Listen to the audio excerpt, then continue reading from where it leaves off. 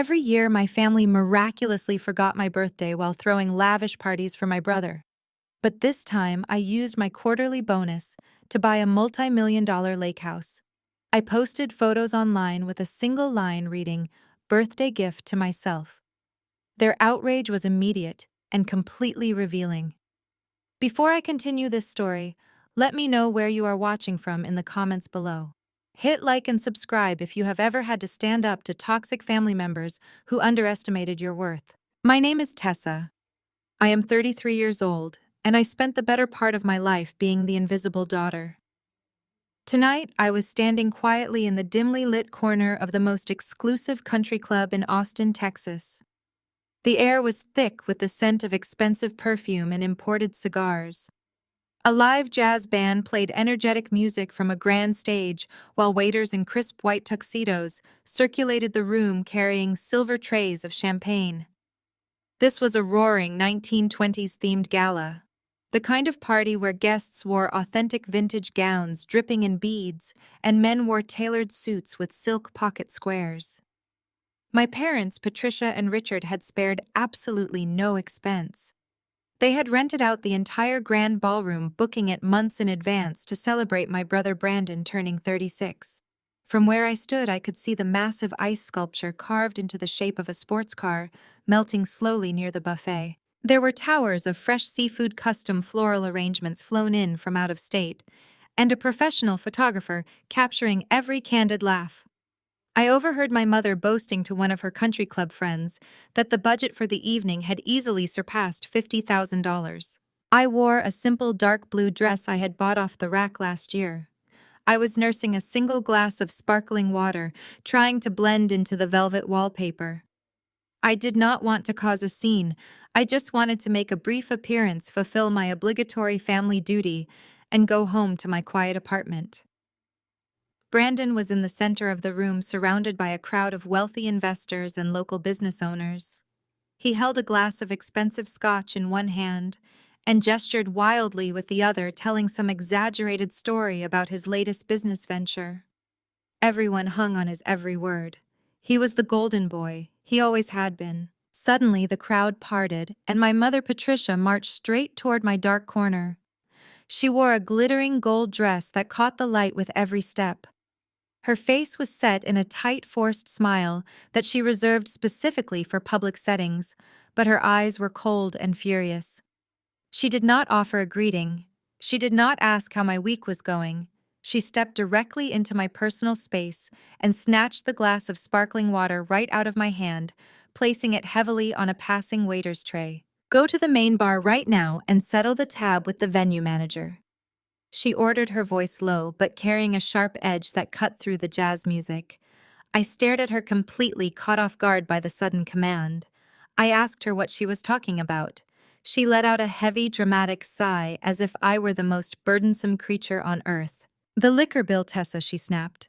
"The open bar has exceeded the initial deposit, and the manager is asking for another card to keep the drinks flowing. It is $4,500. Go pay it." I felt a cold knot form in my stomach. I looked around the lavish ballroom, observing the hundreds of guests drinking premium champagne on my parents' dime. I asked her why she wanted me to pay a $4,500 bar tab for Brandon's birthday party, keeping my voice perfectly level despite the rapid beating of my heart. Patricia rolled her eyes and crossed her arms over her chest. She told me that Brandon was busy entertaining his private equity investors and building critical relationships. Then she looked me up and down with disgust. She said I was entirely single and did not have a husband or a real family to drain my finances. She claimed I sat at a desk pushing papers all day with no real responsibilities.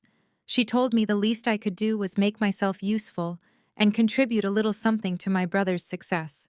I looked at the woman who raised me, the woman who had spent the last 3 weeks obsessing over the color of the napkins for this party, making sure every detail was flawless for her son. A wave of profound exhaustion washed over me. I asked her softly, trying to keep the hurt out of my voice, if she realized what today was. She looked at me blankly, annoyed by the question. She replied that it was Saturday, and it was the biggest networking night of Brandon's career. I told her it was my 33rd birthday. For a fraction of a second, a look of realization crossed her face, but it was instantly replaced by a wall of defensive annoyance. She let out a harsh scoff, waving her manicured hand in the air. She told me I was 33 years old and not a child anymore. She said they did not need to throw a parade every time I got a year older. She demanded that I stop trying to steal the spotlight tonight because this evening was about my brother and the incredible legacy he was building.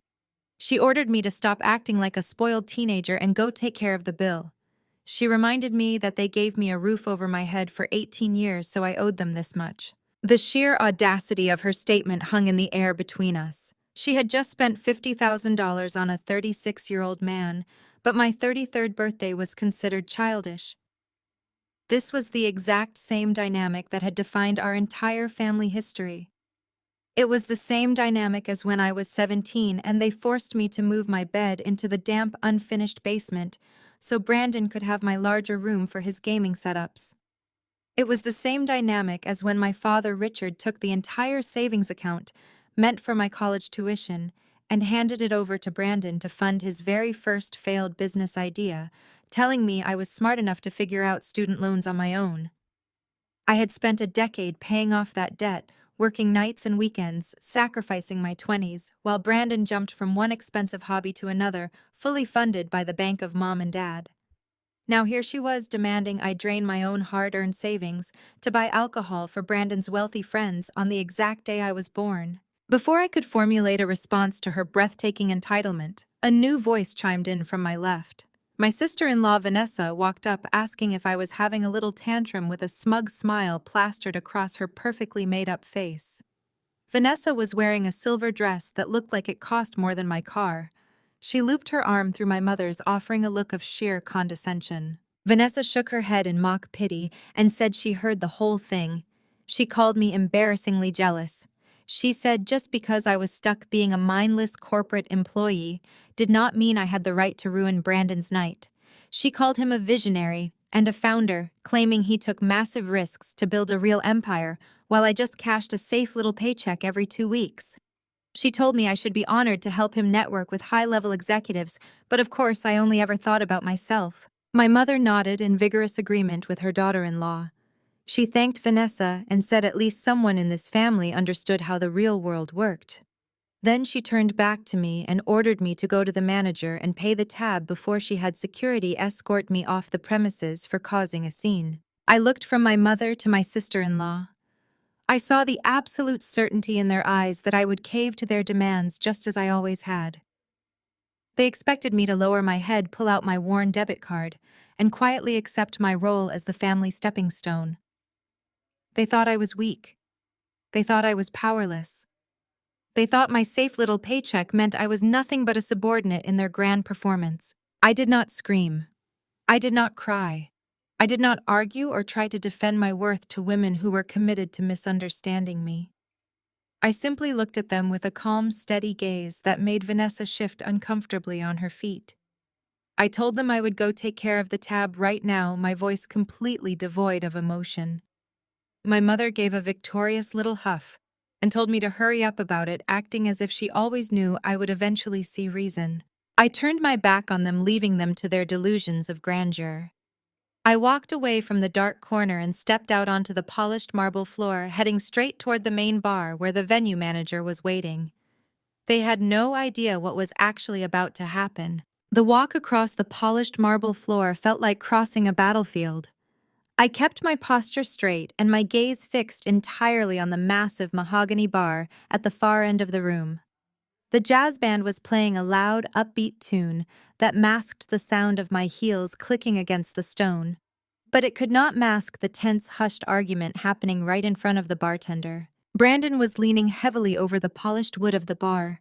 His face was flushed a deep mottled red that completely clashed with his expensive custom-tailored tuxedo. Next to him stood the venue manager. The manager was a tall, older man with silver hair who looked professionally uncomfortable. He was holding a small black leather folder, presenting it to Brandon like it was a live grenade. I heard Brandon hiss at the manager, telling him to just run the card again. He insisted there had to be a mistake with the machine. He claimed his bank routinely froze his accounts for security purposes because his transaction volumes were simply too high for their algorithms to process. It was the exact same lie I had heard him use 3 years ago when his car was repossessed right out of our parents' driveway. The manager maintained a tight, polite smile and kept his voice low. He informed Brandon that they had already attempted to run the card 4 separate times. He stated that the bank had not placed a security hold, but had returned a firm code indicating insufficient funds. He then gently reminded my brother that the open bar overage was currently sitting at $4,500, and the venue required immediate settlement before they could continue serving the guests. I stepped up to the brass rail of the bar, just as Brandon slammed his fist down on the wood. He turned and saw me standing there. For a fraction of a second, genuine panic flashed in his eyes. He knew I had heard everything, but true to form, he instantly masked his fear with a layer of arrogant irritation. He asked me what I was doing, hovering behind him like a ghost. He told me to go back to the corner and let the adults handle their business. I did not flinch. I looked directly at the venue manager and then back at my brother. I told him that our mother had sent me over because she heard there was an issue with the bill.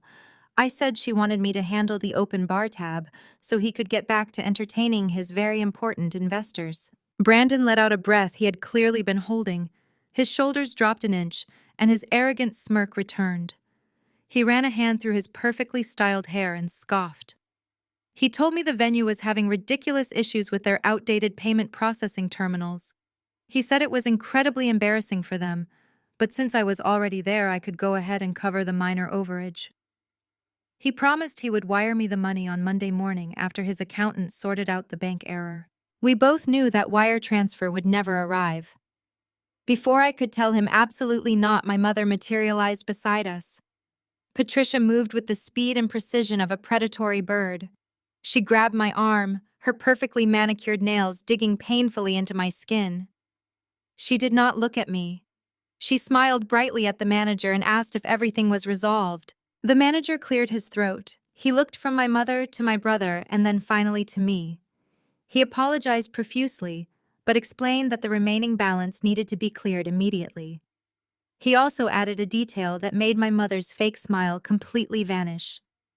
He politely informed her that the final catering installment of $12,000, which was supposed to be charged to the same card on file, had also been declined. Patricia turned completely pale.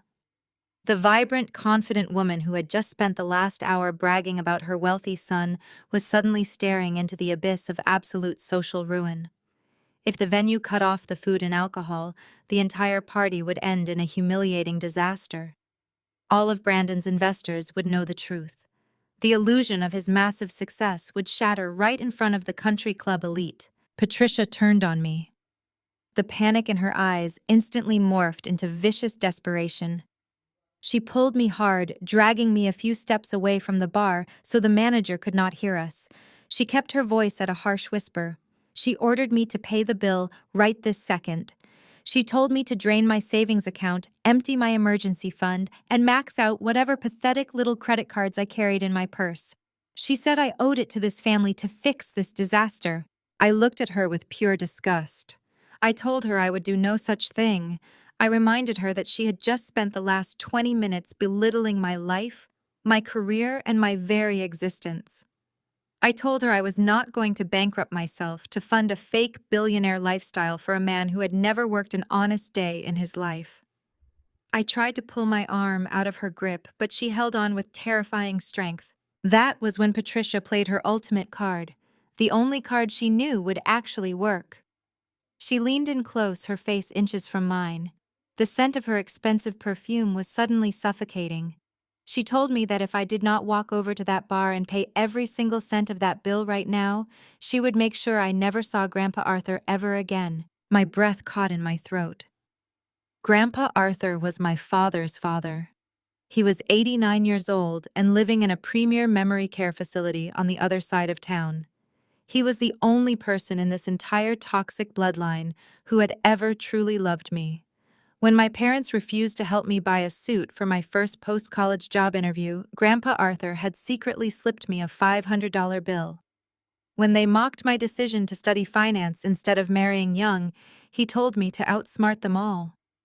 But his mind was failing now, and Patricia held his complete medical and legal power of attorney. She smiled a cold, triumphant smile when she saw the hesitation in my eyes. She knew she had hit the exact target. She whispered that she controlled the visitor list at his facility. She controlled his phone access. She controlled everything. She promised me that if I embarrassed her son tonight, she would call the facility director tomorrow morning and have me permanently banned from the premises. She said I would never get to hold his hand or hear his stories again. A profound, sickening wave of realization washed over me. I was looking at a monster. My own mother was willing to use a dying old man as a hostage to extort money from her daughter just to protect the fragile ego of her son. The sheer cruelty of it was breathtaking. I stopped fighting her grip. I let my shoulders relax. I looked deep into her eyes and saw nothing but an empty void of social climbing desperation. I realized in that exact moment that I owed these people absolutely nothing. They were not my family. They were just strangers who shared my last name. I told her, in a voice so quiet and chilling that it made her blink, that she was the most pathetic woman I had ever known. I told her I would pay the bar tab because I loved my grandfather, but this would be the very last thing I ever did for her or her son. Patricia let go of my arm, smoothing the fabric of my dress with a sickeningly sweet pat. She told me to stop being dramatic and just handle the payment. She turned back toward Brandon, who was nervously wiping sweat from his forehead. She gave him a reassuring nod, signaling that the crisis had been averted, and the quiet, submissive sister had been forced back into her proper place. I walked back to the bar. The manager offered me a deeply sympathetic look, clearly sensing the toxic dynamic that had just played out. He opened the leather folder and presented the receipt. The total for the bar and the catering failure amounted to a staggering $16,500. Brandon leaned against the bar, swirling the ice in his empty glass. He had regained his smug composure now that he knew I was footing the bill. He told me to just use my debit card and warned me not to let it bounce. He laughed and said he knew things were probably tight for me since I was just a mid-level employee, but he would make it up to me eventually. I did not reach for my simple bank debit card. I reached into the hidden pocket of my clutch purse. My fingers brushed past my personal cards and found the cold, heavy metal I was looking for. I pulled out a thick, solid black titanium corporate credit card. It was completely unbranded except for a subtle silver crest in the top right corner and my name laser etched across the bottom. It was the exclusive limitless expenditure card issued only to the top 3 senior partners at Apex Capital. I dropped the heavy metal card onto the silver tray the manager was holding. It landed with a distinctive heavy clink that sounded nothing like ordinary plastic. Brandon stared at it. He let out a loud, mocking laugh. He asked me what kind of fake novelty card I had ordered off the internet to try and look important. He told the manager not to bother swiping it because it was probably tied to a prepaid account with a $500 limit. The manager did not laugh.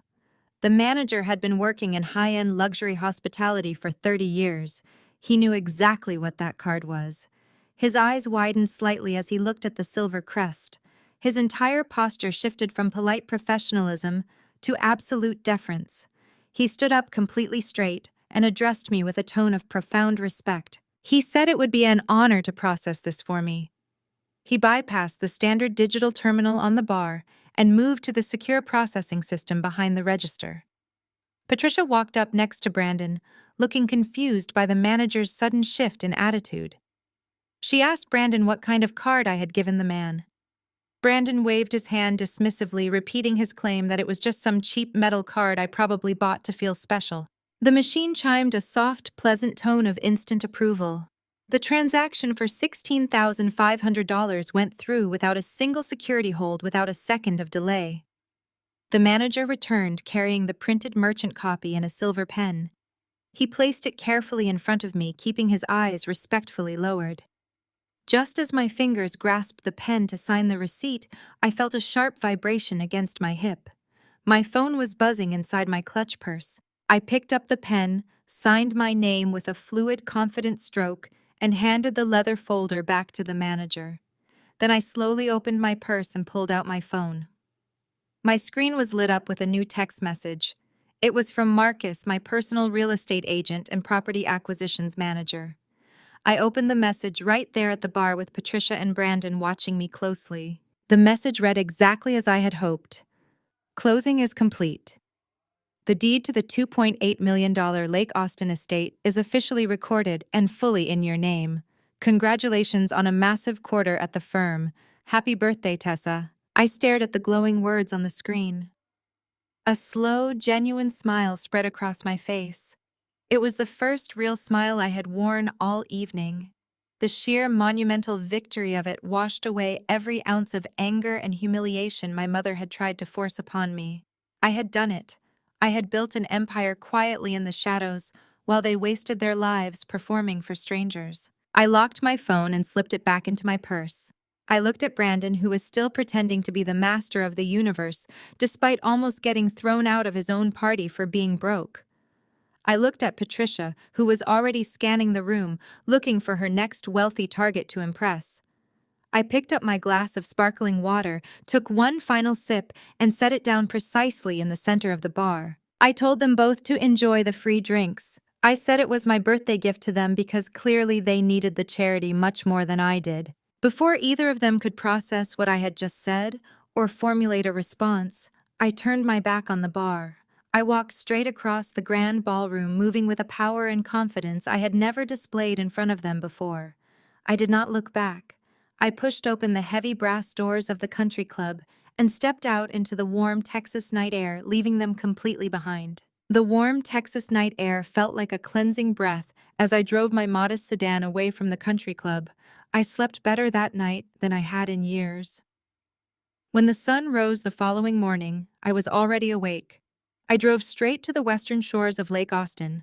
My real estate agent, Marcus, met me at the front gate holding a thick manila envelope and a set of heavy brass keys. The estate was breathtaking.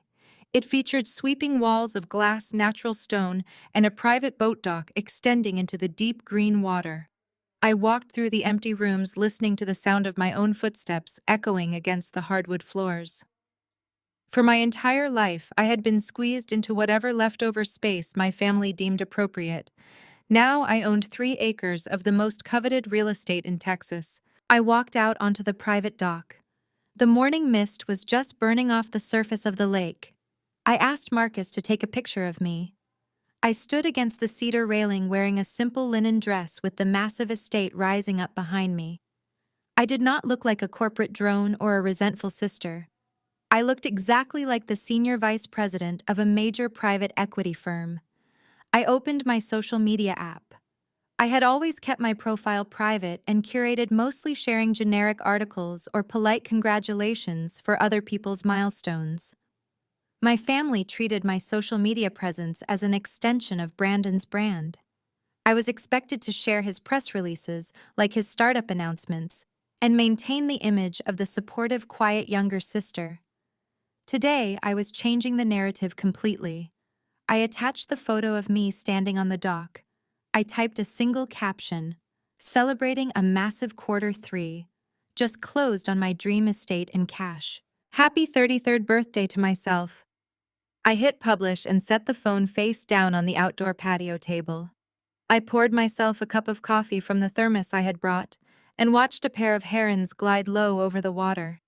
It took exactly 14 minutes for the illusion of my family's perfect life to absolutely shatter. My phone vibrated so violently against the glass tabletop that it nearly rattled off the edge. I picked it up and watched the notifications flood my screen like a digital avalanche. The extended family group chat, which had been completely silent yesterday regarding my birthday, was suddenly exploding with frantic activity. My cousin Sarah was the first to comment. She asked if this was some kind of elaborate joke and wanted to know whose house I was standing in front of.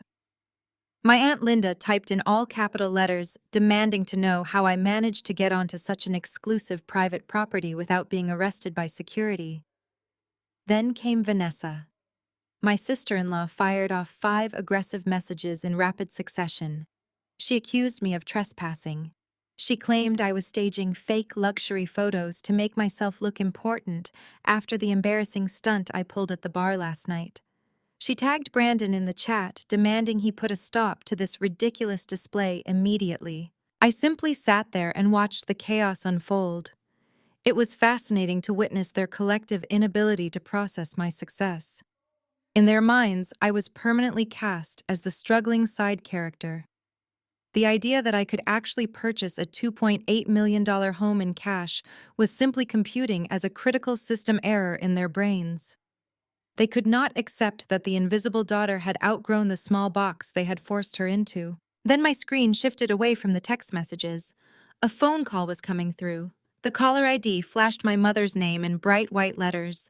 I let it ring 3 times, listening to the ringtone cut through the quiet, peaceful morning air over the lake.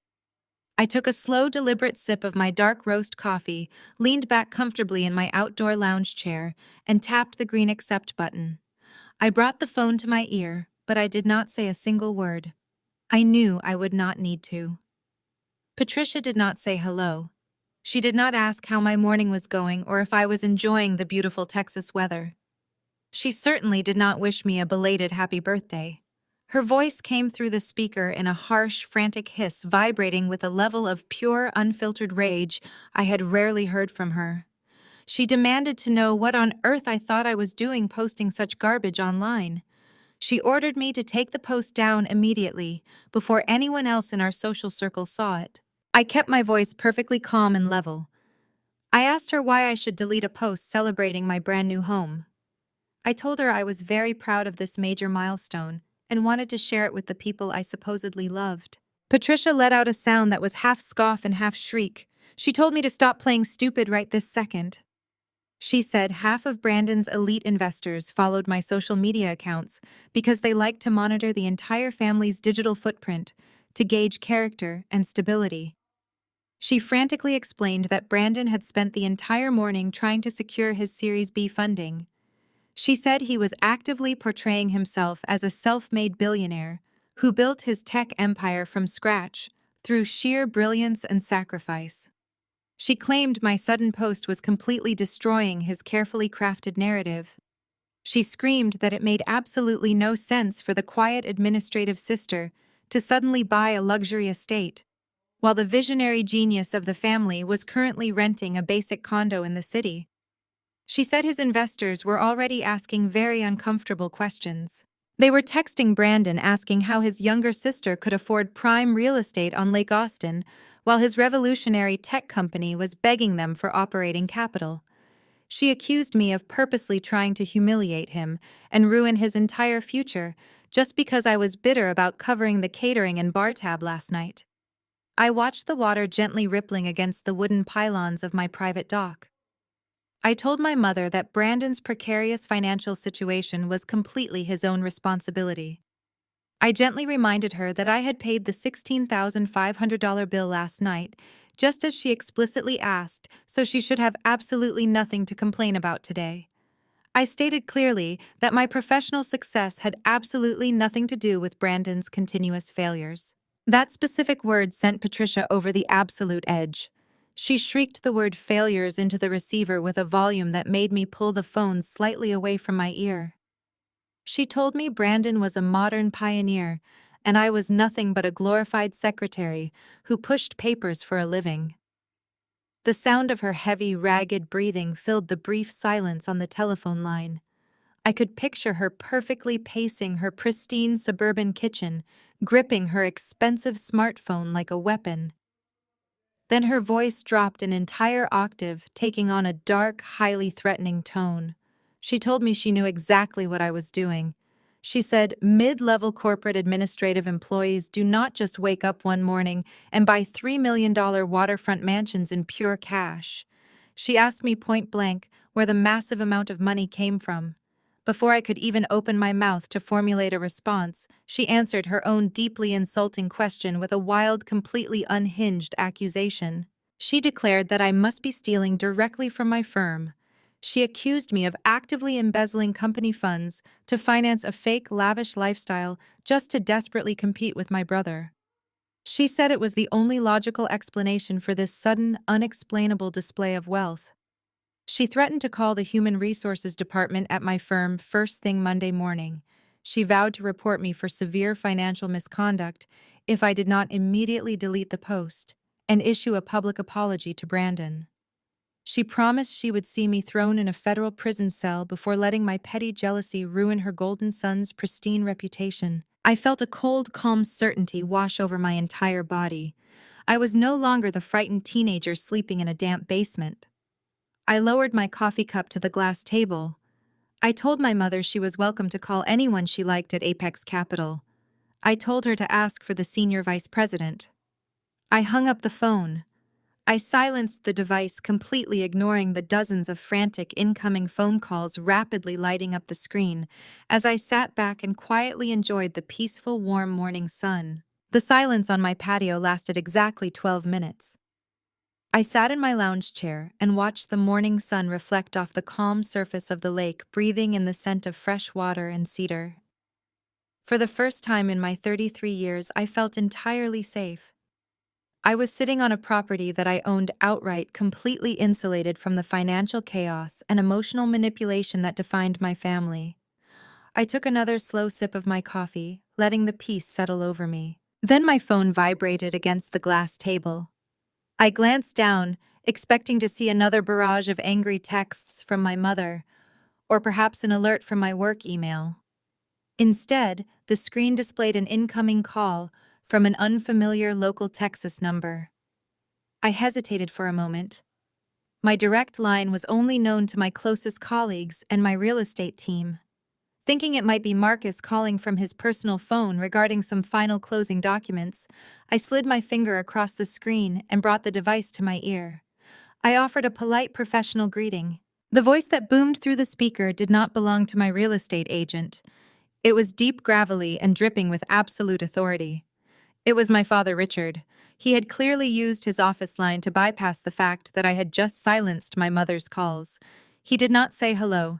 He did not ask how I was doing. He certainly did not wish me a happy birthday or congratulate me on achieving a massive milestone that most people only dream of.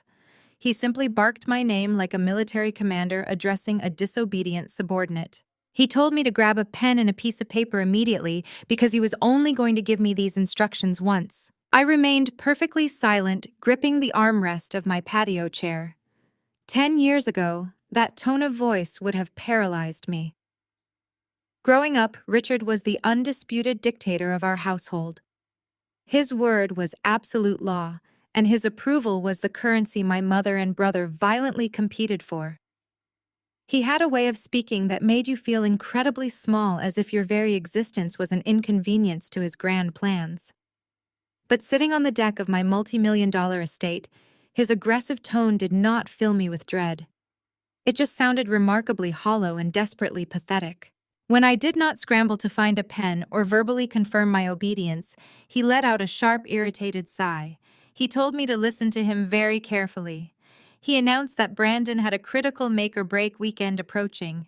He explained that Brandon was scheduled to host a highly exclusive retreat for a group of elite venture capitalists who were considering a massive injection of funds into his startup company.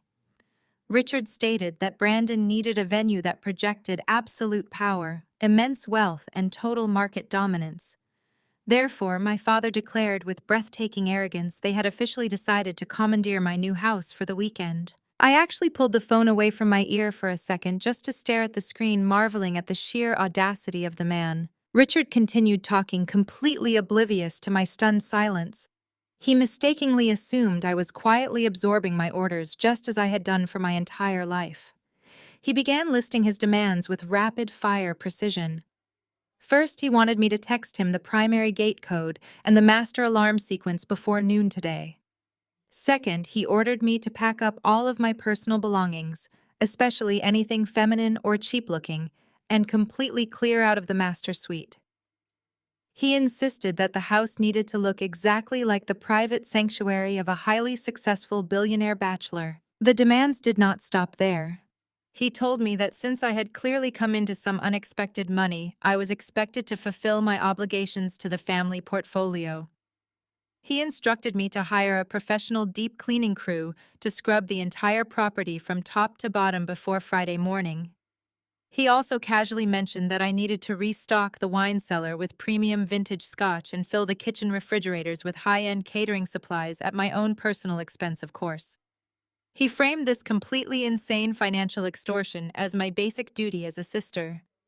He said that Brandon's success would eventually trickle down to benefit the entire family, and that my minor sacrifice of vacating my own home for a week was the absolute least I could do to contribute to his empire. I sat there and listened to him meticulously plan the hostile takeover of my property. My mind flashed back to when I was 19 years old, working 40 hours a week at a local retail store while taking a full load of college classes. Richard had marched into my tiny bedroom and demanded that I co-sign a massive auto loan for Brandon's first luxury car. My father had claimed it was a necessary business expense for Brandon to look successful, and because my credit score was spotless from years of careful saving, I was expected to shoulder the financial risk. They defaulted on that loan 6 months later. My credit was utterly destroyed for years, taking me a decade of grueling corporate work to repair, while Brandon simply drove the car until it was repossessed and moved on to his next shiny toy. My father was still talking, laying out the rules for my exile. He told me to find a quiet, inexpensive motel on the outskirts of town and stay completely out of sight until Sunday evening. He specifically ordered me not to drive past the property or attempt to contact Brandon while the investors were present. He said my dull administrative energy would completely ruin the aggressive, high-powered atmosphere Brandon was trying to cultivate. He finished his tyrannical monologue by telling me he expected the gate code sent to his phone within the next 5 minutes and warned me not to make him repeat himself. The silence on the line stretched out for a long, heavy moment. A cool breeze swept off the lake, rustling the leaves of the oak trees lining my driveway.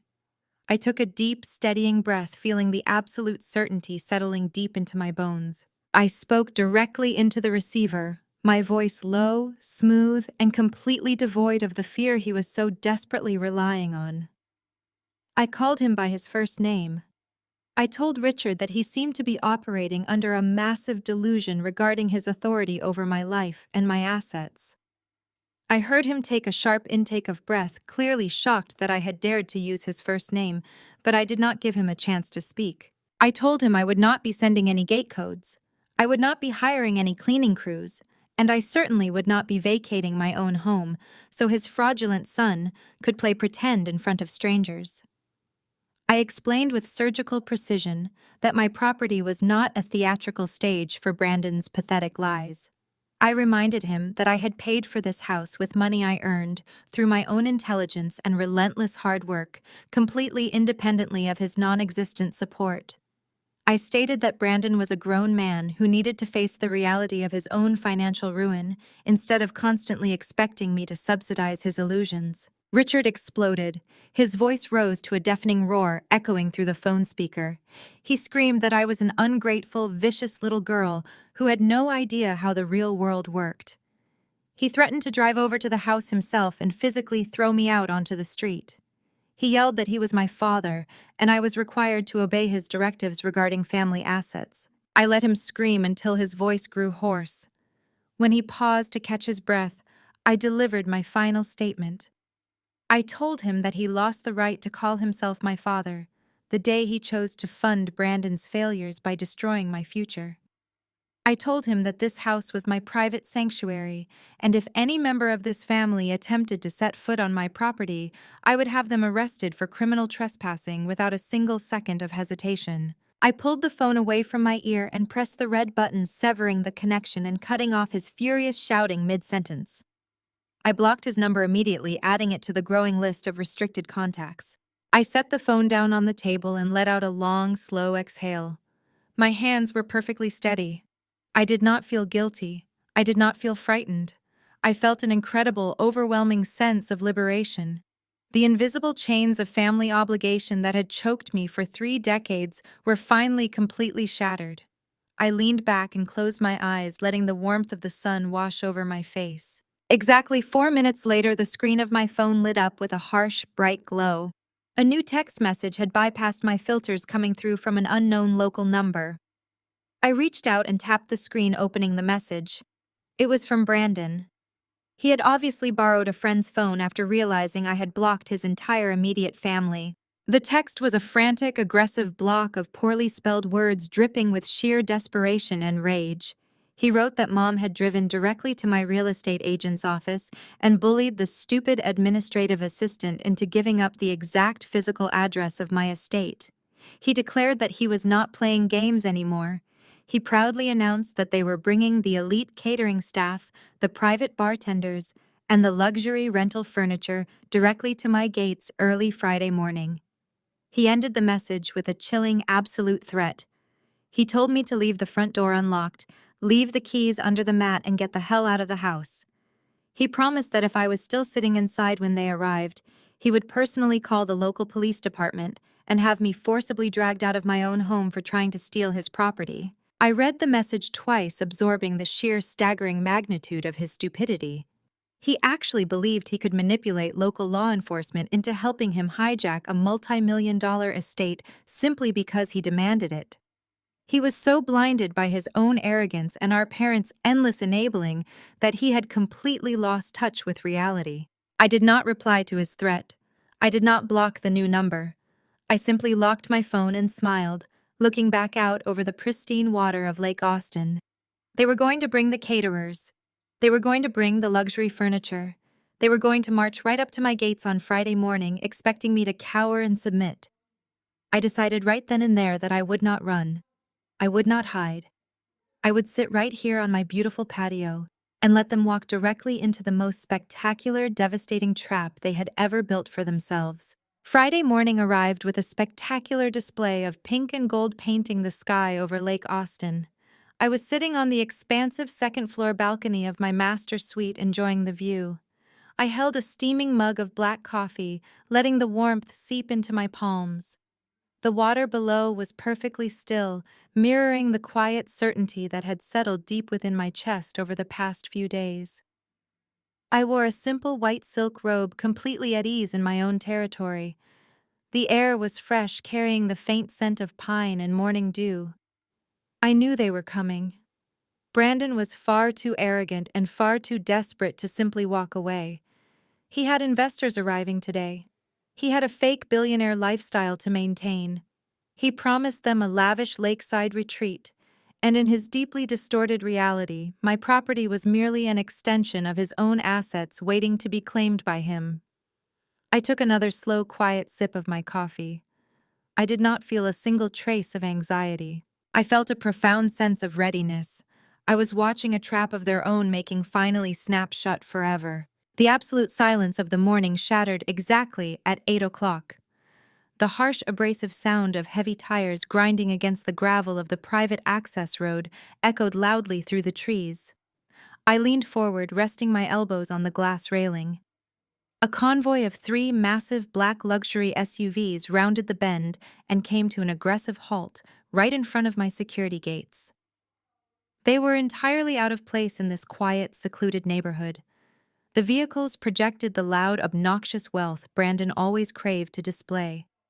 The lead SUV barely shifted into park before the heavy door swung open. Brandon stepped onto the pavement wearing an expensive linen suit that screamed trying too hard for a Friday morning. Vanessa slid out looking perfectly manicured and deeply irritated by the heat. The doors of the second vehicle opened, revealing my father Richard and my mother Patricia. The third SUV carried bewildered catering staff who remained hesitatingly inside. The entire scene played out like a ridiculous circus invading a private sanctuary. Brandon did not bother pressing the intercom. He began laying on the horn, holding the steering wheel down to create a continuous, deafening blare. Patricia marched directly up to the call box. She began jamming her thumb against the buzzer, creating a shrill ringing that echoed up to my balcony. They expected the gates to magically part the moment they demanded entry. They stood together in a tight, angry cluster, staring through the reinforced metal at the long driveway that led to my estate. I set my coffee mug down on the patio table. I tightened the belt of my silk robe and turned to walk back inside. I did not rush. I walked down the grand, sweeping staircase of the main foyer, taking my time with every single step. The doorbell chimes continued to echo through the massive house, a frantic, chaotic rhythm that perfectly matched their desperation. I walked past the formal dining room, past the enormous chef's kitchen, and out the heavy mahogany front doors. The morning air was warming up quickly, but I felt perfectly cool and collected. The walk down the long, winding driveway took nearly 2 full minutes. I kept my posture perfectly straight, my gaze locked on the small group of angry people standing on the other side of my security perimeter. As I drew closer, the blaring of the car horn abruptly stopped. Brandon stepped away from his vehicle. Patricia pulled her finger off the intercom button. The four of them stood in a line, gripping the iron bars like inmates staring out of a luxury cell. They expected to see a frightened, submissive woman hurrying down the driveway with her head bowed, ready to apologize and hand over the keys without a fight. Instead, they saw the actual owner of the estate walking with absolute, unbothered authority. I stopped exactly 3 feet away from the heavy iron gates. I did not reach into my pocket for the remote control. I did not move toward the manual override keypad. I simply stood on my side of the reinforced metal barrier, crossing my arms over my chest, and looked at them. Patricia was the first to break the heavy silence. She gripped the black iron bars with both hands, her knuckles turning white from the pressure. Her face was contorted into a mask of pure maternal outrage. She did not bother offering a greeting. She immediately launched into a vicious, high-volume tirade. Her voice was shrill and commanding, carrying through the quiet morning air with absolute entitlement. She ordered me to open the gates right this instant. She told me they had important catering staff waiting in the third vehicle and they were already running behind schedule for Brandon's critical investor luncheon. She completely ignored the reality that she was standing outside a locked fortress that I owned. In her mind, I was simply a disobedient child throwing a tantrum in the middle of a crucial family business transaction.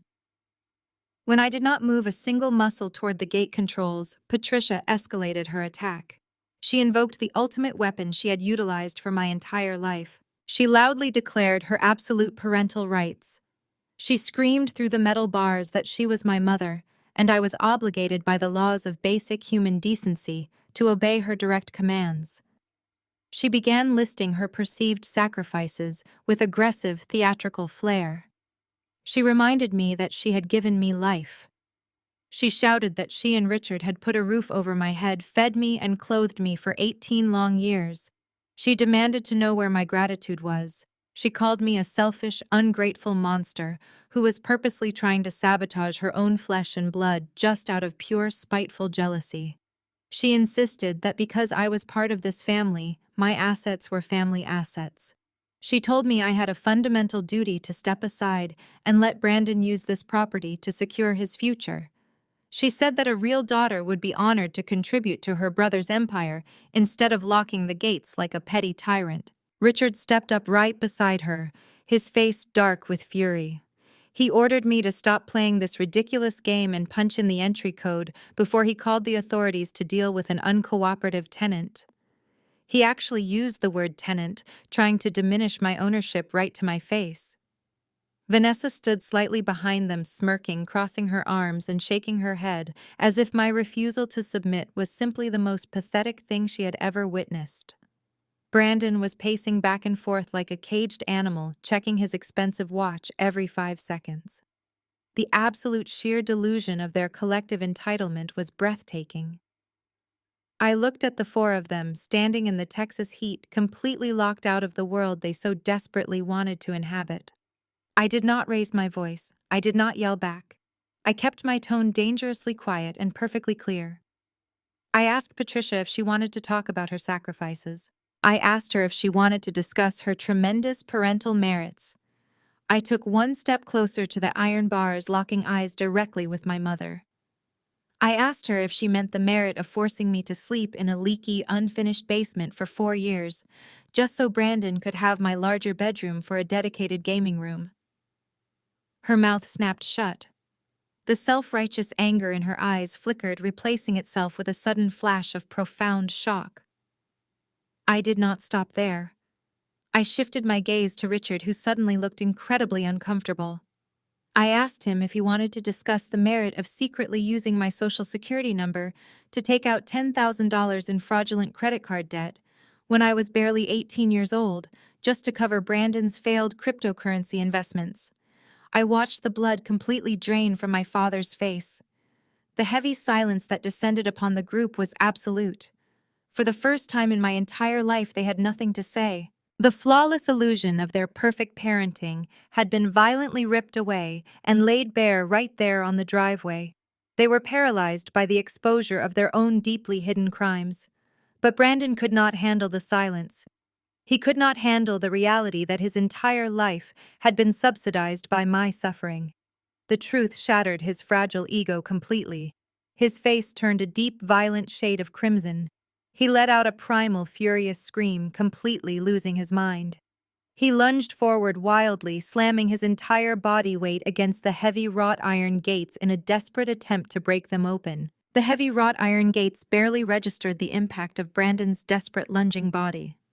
The thick metal bars rattled with a dull, heavy thud, but remained completely locked and unyielding. Brandon bounced off the unforgiving iron and stumbled backward, his expensive custom linen suit instantly wrinkling and catching on the sharp, decorative elements of the gate. He nearly lost his footing on the loose gravel, clutching his bruised shoulder as he stared at me through the dark bars. His chest heaved with ragged, uneven breaths, and a thick layer of nervous sweat had already broken out across his forehead, completely ruining his carefully styled hair. He looked absolutely feral, stripped of every ounce of his usual arrogant polish. Patricia let out a sharp gasp and grabbed Richard's arm, but neither of my parents moved a muscle to comfort their golden boy. They were too paralyzed by the sheer unprecedented humiliation of the moment. Vanessa took 2 rapid steps backward, wrapping her arms tightly around her chest and staring at her husband as if she was seeing a complete stranger for the first time. She had married the illusion of a wealthy tech founder, and the reality of his unhinged desperation was finally cracking through the pristine surface. Brandon did not care who was watching. He grabbed the iron bars with both hands, shaking them with a pathetic energy. He screamed that I was destroying his entire life. He yelled that his investors were scheduled to arrive at this address in exactly 55 minutes.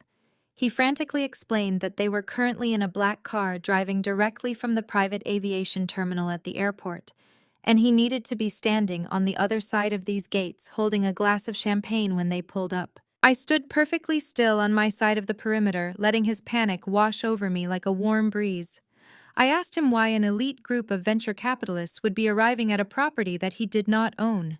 That simple question caused the remaining shreds of Brandon's sanity to evaporate. He pressed his flushed face against the gaps in the iron bars, his eyes completely manic. He roared that he had to tell them he owned an estate on Lake Austin. He confessed that his startup was bleeding cash at an alarming rate, and he was desperately trying to close a Series B funding round just to keep the lights on and pay his developers. He admitted that the investors had been highly skeptical of his user acquisition metrics and revenue projections. They wanted proof of profitability. They wanted to see tangible evidence that his company was generating the kind of monumental wealth he had been pitching in his slide decks. Brandon screamed that he had to sell them on the vision of a massively successful founder. He had fed them an elaborate lie, claiming he had just purchased a premier waterfront property in cash to prove his supreme financial dominance in the tech market. He wildly gestured toward the estate rising up behind me. He shouted that my sudden social media post had been a complete disaster for him, but he had quickly spun it into a marketing opportunity.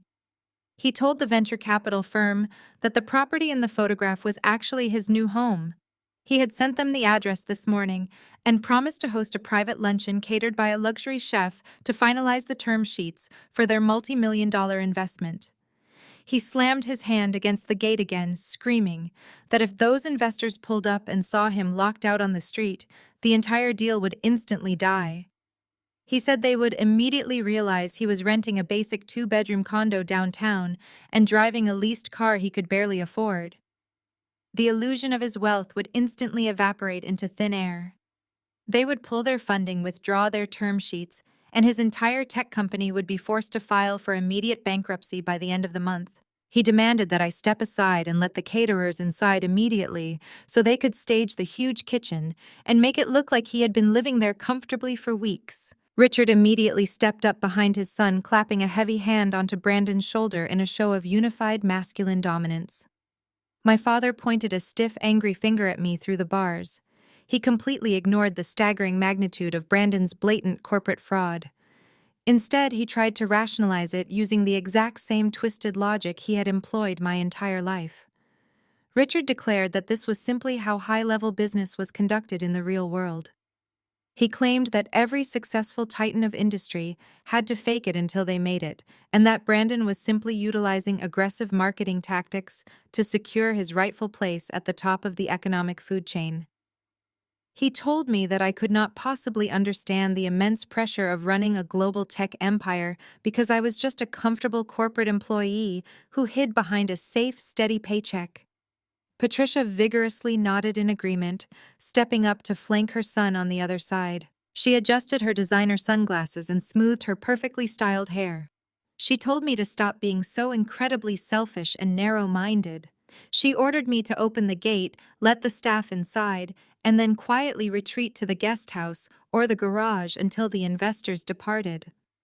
She promised that if I just played along and stayed completely out of sight, Brandon would officially forgive me for my terrible, disrespectful attitude, and the family could finally move past this ugly little misunderstanding. I looked at the three of them standing shoulder to shoulder, united in their absolute delusion. They were perfectly willing to aid and abet a massive financial fraud as long as it maintained their fragile social status. I slowly shook my head. I told them that their collective detachment from reality was truly a medical marvel. I stated that I would not be participating in their pathetic, desperate masquerade, and I certainly would not be hiding in my own garage while a group of strangers walked through my home. Brandon's face twisted into a mask of pure, dark malice. He realized that appealing to family loyalty and throwing a violent tantrum were not going to move me. He resorted to the only tactic he had left. He leveled a direct, vicious threat right at my face. He promised me that if I did not open the gate this instant and save his funding round, he would dedicate the rest of his life to utterly destroying mine. He swore he would hire a team of lawyers to sue me for every penny I possessed, claiming I had stolen family funds to buy this house. He threatened to call the board of directors at Apex Capital and fabricate horrific rumors about my professional conduct. He yelled that he would drag my name through the mud, completely ruin my credit, and ensure I was permanently blacklisted from every single financial institution in the state of Texas. He told me I would lose my job, lose this house, and end up begging him for a loan. I stood right there in the warm morning sun, letting his pathetic threats wash away into absolute nothingness. I realized in that exact moment just how profoundly small and powerless he truly was. I decided to change my tactic. I let my shoulders drop slightly and let a look of hesitant curiosity cross my face. I pretended to yield to his aggressive pressure. I lowered my voice, adopting a tone of naive, cautious concern. I told Brandon that I absolutely did not want to cause him to go bankrupt. I asked him, acting as though I was suddenly intimidated by the staggering magnitude of the situation, who these incredibly important investors were. I asked for the exact name of the firm that held his entire future in their hands. Brandon immediately puffed out his chest. He mistook my calm, quiet demeanor for submissive defeat. The arrogant swagger instantly returned to his posture. He slicked back his sweaty hair and adjusted his wrinkled linen jacket. He looked down his nose at me through the iron bars, smiling a smug, victorious smile. He proudly declared that he was securing massive capital from Vanguard Tech Ventures.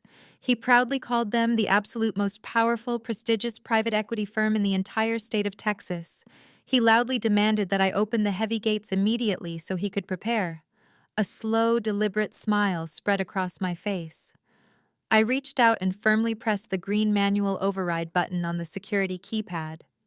The heavy iron gates hummed to life and slowly swung wide open. I looked him dead in the eye and said, "Come in, brother, let us welcome the guests together." The heavy iron gates had barely completed their slow mechanical arc before Brandon slammed his foot on the gas pedal. His massive SUV surged forward, tires spinning against the gravel, and shot up the driveway with reckless speed. The second vehicle, driven by my father, followed right on his bumper, nearly clipping the stone pillar of the entrance. The third SUV, carrying the bewildered catering staff, trailed cautiously behind them. I stood my ground on the edge of the circular driveway, watching the fleet of black vehicles swarm my pristine property. Brandon slammed his SUV into park right in front of the grand mahogany double doors, tearing up a patch of manicured grass in the process. He threw his door open and marched toward the entrance, completely ignoring me. The rest of the family poured out of the vehicles, immediately trailing behind him like a flock of desperate vultures descending on a fresh carcass. They did not pause to admire the architecture or the stunning view of the lake. They had a singular, obsessive mission. Brandon reached the front doors and shoved them wide open, stepping into my grand foyer as if he owned the very air inside. I followed slowly behind them, listening to their heavy footsteps echoing across my custom Italian marble floors. As I crossed the threshold, Richard's shoulder checked me hard, intentionally shoving me to the side so he could march past. It was a petty physical assertion of dominance, but I barely stumbled, simply regaining my balance and walking inside. Vanessa was right behind him. She stopped in the center of the foyer, letting out a long, dramatic sigh as she surveyed the expansive living area. She immediately slipped into her delusional role as the lady of the manor. She spun around to face me, pointing a perfectly manicured finger directly at my chest. She looked me up and down with an expression of profound disgust, taking in my simple white silk robe and bare feet. She announced in a sharp, commanding voice that I looked absolutely pathetic and completely inappropriate for the caliber of guests they were expecting. She demanded to know where the servants' quarters were located. When I simply raised an eyebrow in response, she rolled her eyes and gestured wildly toward the back of the house. She ordered me to find a dark closet, a laundry room, or a storage shed, and lock myself inside immediately. She stated that my cheap domestic aura would completely contaminate the high-class billionaire atmosphere they were trying to curate for the investors. She specifically told me not to show my face, not to make a single sound, and certainly not to speak to anyone until Vanguard Tech Ventures had completely vacated the premises.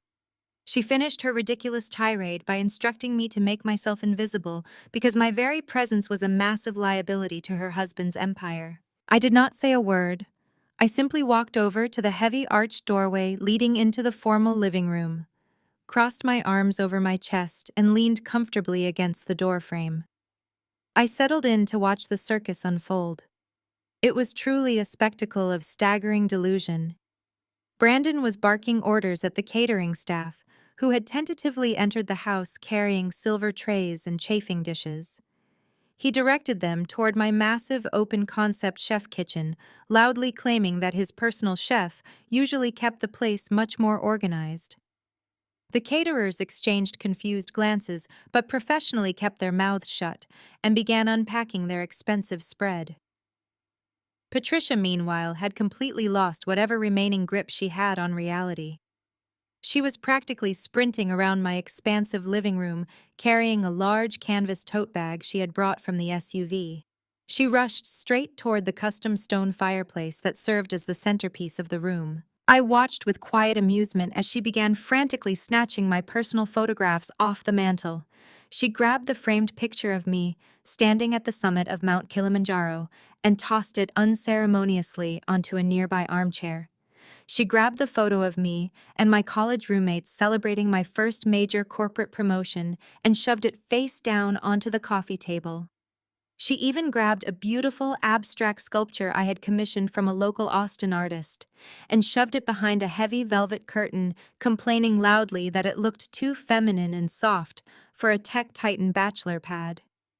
Once she had aggressively scrubbed my entire mantle of my existence, she reached into her oversized tote bag.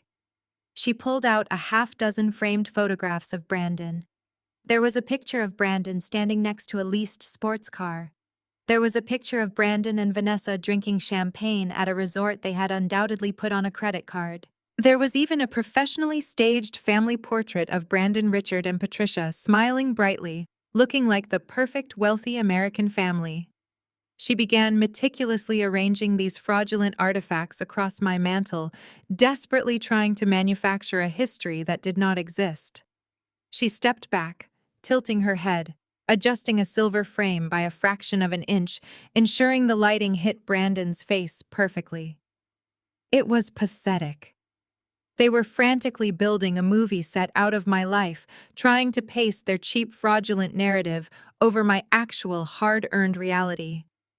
They truly believed that a few strategically placed photographs and a catered lunch could mask the stench of their massive financial desperation. Richard was pacing back and forth across the Persian rug in the center of the room, checking his phone and adjusting his tie.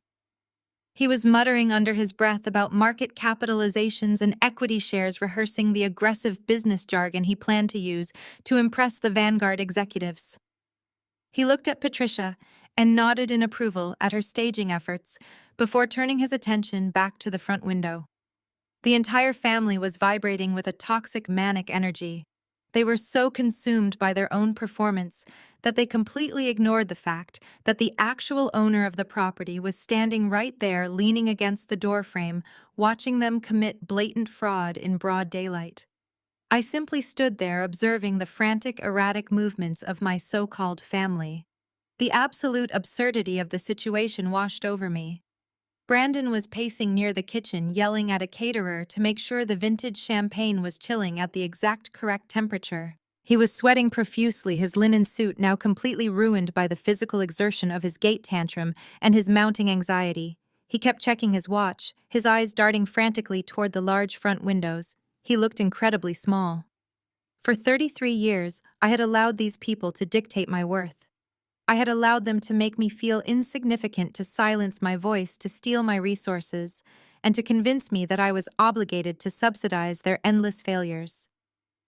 Now, watching them scurry around my home like panicked rodents trying to assemble a fake life before the curtain rose, I felt nothing but a profound cold detachment. The invisible chains were completely gone. Suddenly, the sharp, distinct sound of heavy tires crushing the gravel on the driveway echoed through the open windows. The frantic, chaotic energy inside the house instantly stopped. Brandon froze mid-sentence, his mouth hanging open as he stared out the massive floor-to-ceiling glass panels. Two immaculate, sleek, black luxury town cars were slowly gliding up the circular driveway, pulling to a smooth, elegant stop right behind my father's carelessly parked SUV. The doors of the lead vehicle opened, and three men wearing impeccably tailored bespoke suits stepped out into the Texas heat. They moved with the quiet, understated confidence of men who controlled billions of dollars. This was the executive team from Vanguard Tech Ventures. They had arrived. Brandon let out a sharp, terrified gasp. Total panic seized his features. He reached up and frantically adjusted the knot of his silk tie, his hands shaking visibly. He frantically tried to smooth the wrinkles out of his jacket, but it was useless. He looked at my mother, who gave him a tight, desperate nod of encouragement. Brandon spun around and his eyes locked onto me, standing calmly in the doorway. A flash of pure panic and dark malice crossed his face. He lunged across the room, grabbing me roughly by the upper arm and violently shoved me backward toward the swinging doors of the kitchen. He hissed through clenched teeth, ordering me to stay in the back and keep my mouth completely shut, or he would end my life. He immediately let go of my arm, spun back around, and plastered a sickeningly fake smile onto his sweating face. He took a very deep breath, threw his shoulders back, projecting the false aura of a tech billionaire, and confidently marched out the heavy front doors to welcome his important guests. Brandon marched through the grand mahogany double doors with a manufactured spring in his step. I remained exactly where he had shoved me, standing just inside the open concept kitchen. The swinging doors were pinned open, allowing me an unobstructed view of the front foyer and the circular driveway. Brandon spread his arms wide as he approached the three executives who were now out of their vehicles. He projected an aura of supreme confidence that was entirely unearned. He loudly welcomed them to his private sanctuary, enthusiastically gesturing toward the towering stone facade of my home. He claimed the drive up from the city must have been exhausting, but assured them the tranquility of his lakeside estate would make it worthwhile. The three men from Vanguard Tech Ventures did not immediately return his overwhelming enthusiasm. They were seasoned private equity veterans who spent their lives analyzing risk. The lead executive, a tall, distinguished man with silver hair and sharp, calculating eyes, stood quietly taking in the surroundings. This was Arthur Caldwell, the senior investment director who held Brandon's entire financial future in the palm of his hand.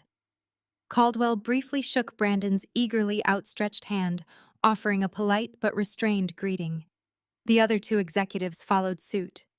Brandon immediately launched into a rapid-fire monologue. He began pointing out the custom architectural details of the exterior, falsely claiming he had personally overseen the limestone masonry and the slate roof. He ushered them through the front doors, guiding them into the grand foyer. As they stepped onto the marble, Patricia and Richard snapped into their assigned roles. My mother stood near the staircase, wearing a strained, welcoming smile, projecting the image of a proud matriarch visiting her successful son. Richard puffed out his chest, looking at the Vanguard executives with a silent nod of mutual respect. Vanessa hovered near the dining room, her eyes darting nervously toward the kitchen where I stood. Brandon positioned himself strategically. He deliberately stood right in the center of the arched doorway, separating the foyer from the main living area. He was actively trying to use his body to block the executive's line of sight toward the kitchen. He spread his arms, gesturing expansively toward the living room. Brandon began boasting about the interior design. He claimed he had imported the Persian rugs directly from Istanbul. He spoke with the breathless, frantic speed of a con artist desperate to keep his mark distracted. He told Mr. Caldwell that his company was on the absolute brink of total market domination, and that this house was merely a small reflection of the explosive growth they were about to experience. He insisted that the Series B funding round they were finalizing today would simply be the rocket fuel needed to launch his already highly profitable enterprise into the stratosphere. He was lying through his teeth. I did not interrupt him. I simply stood by the marble kitchen island. I picked up a silver carafe and slowly poured myself a fresh cup of coffee. The rich, dark aroma filled the kitchen, offering a stark contrast to the thick, toxic cloud of deception rolling in from the foyer. I leaned back against the counter, taking a small sip. I watched Brandon try to herd the three powerful executives toward the formal dining room. The caterers were scrambling to finalize the lunch setup, laying out silver platters. Brandon wanted the investors seated and distracted by expensive food before they could ask probing questions about his wildly inflated revenue metrics. He kept his back to me, completely focused on Caldwell. He laughed loudly at a comment one of the junior executives made. He was working the room, sweating under the pressure, but believing he was pulling off the greatest illusion of his life. Patricia caught my eye over Brandon's shoulder. She shot me a vicious warning glare, silently demanding that I remain frozen and invisible. She tightened her grip on her designer handbag, her knuckles white with tension. She was terrified that I would step out of the shadows and shatter the fragile glass house they had all built together. Richard was already moving toward the dining room, ready to pull out a chair for Mr. Caldwell and play the role of the gracious host. They were all completely invested in this fraudulent performance, risking everything on the assumption that I would simply absorb their abuse and protect their secrets just as I had always done. But they had severely miscalculated the woman standing in the kitchen. Arthur Caldwell did not move toward the dining room. He stopped dead in the center of the foyer, ignoring Brandon's gesturing hands. He did not look at the expensive catered lunch. He did not look at the carefully staged family photographs on the mantel. He did not look at Patricia or Richard or Vanessa. His sharp, calculating eyes swept over Brandon's sweating face and moved deliberately past him. Caldwell looked directly through the heavy, arched doorway, his gaze piercing the distance of the living room and landing squarely on me. He saw me standing casually by the marble island, holding my coffee cup, dressed in a simple white silk robe. The entire atmosphere in the house shifted in a fraction of a second. The air grew incredibly heavy and perfectly still. Brandon's frantic, rambling voice trailed off into a pathetic squeak. He turned his head, following Caldwell's intense, unwavering gaze. When he saw that the senior investment director was staring directly at the woman he had just threatened, Brandon's face drained of all color. He looked as if all the blood had suddenly rushed out of his body. He opened his mouth to speak, to fabricate a quick excuse to dismiss me, but his vocal cords seized up. He was paralyzed by a sudden, terrifying realization that something was terribly wrong. Caldwell did not wait for an explanation. He smoothly sidestepped Brandon, brushing past his frozen, rigid body, as if he were nothing more than a minor obstacle. Caldwell walked with measured, confident strides across the Persian rug, moving deliberately through the expansive living room. The heavy silence in the house was broken only by the sound of Caldwell's leather shoes tapping against the hardwood floor as he left the rug's edge and entered the kitchen. He bypassed the frantic caterers.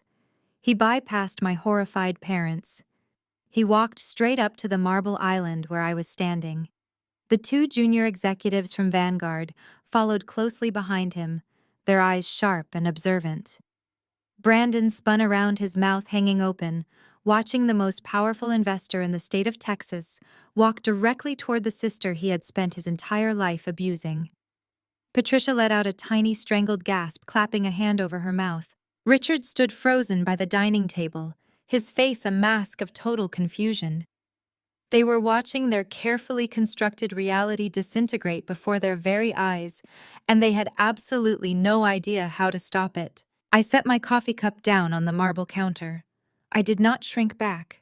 I stood tall, pulling my shoulders back, and met Arthur Caldwell's gaze with a bright, confident smile. I had been waiting for this exact moment all morning. Caldwell stopped just inches away from the island. The stern, intimidating mask of the private equity director instantly vanished. His face broke into a massive, warm, and incredibly genuine smile. He reached across the marble surface, extending his hand toward me with absolute professional respect. He did not look at Brandon or my parents. He kept his eyes locked firmly on mine. Tessa, congratulations on successfully closing on this gorgeous house. So are you ready for us to begin the financial audit on this guy? The words echoed loudly through the cavernous kitchen, carrying perfectly into the living room and the foyer.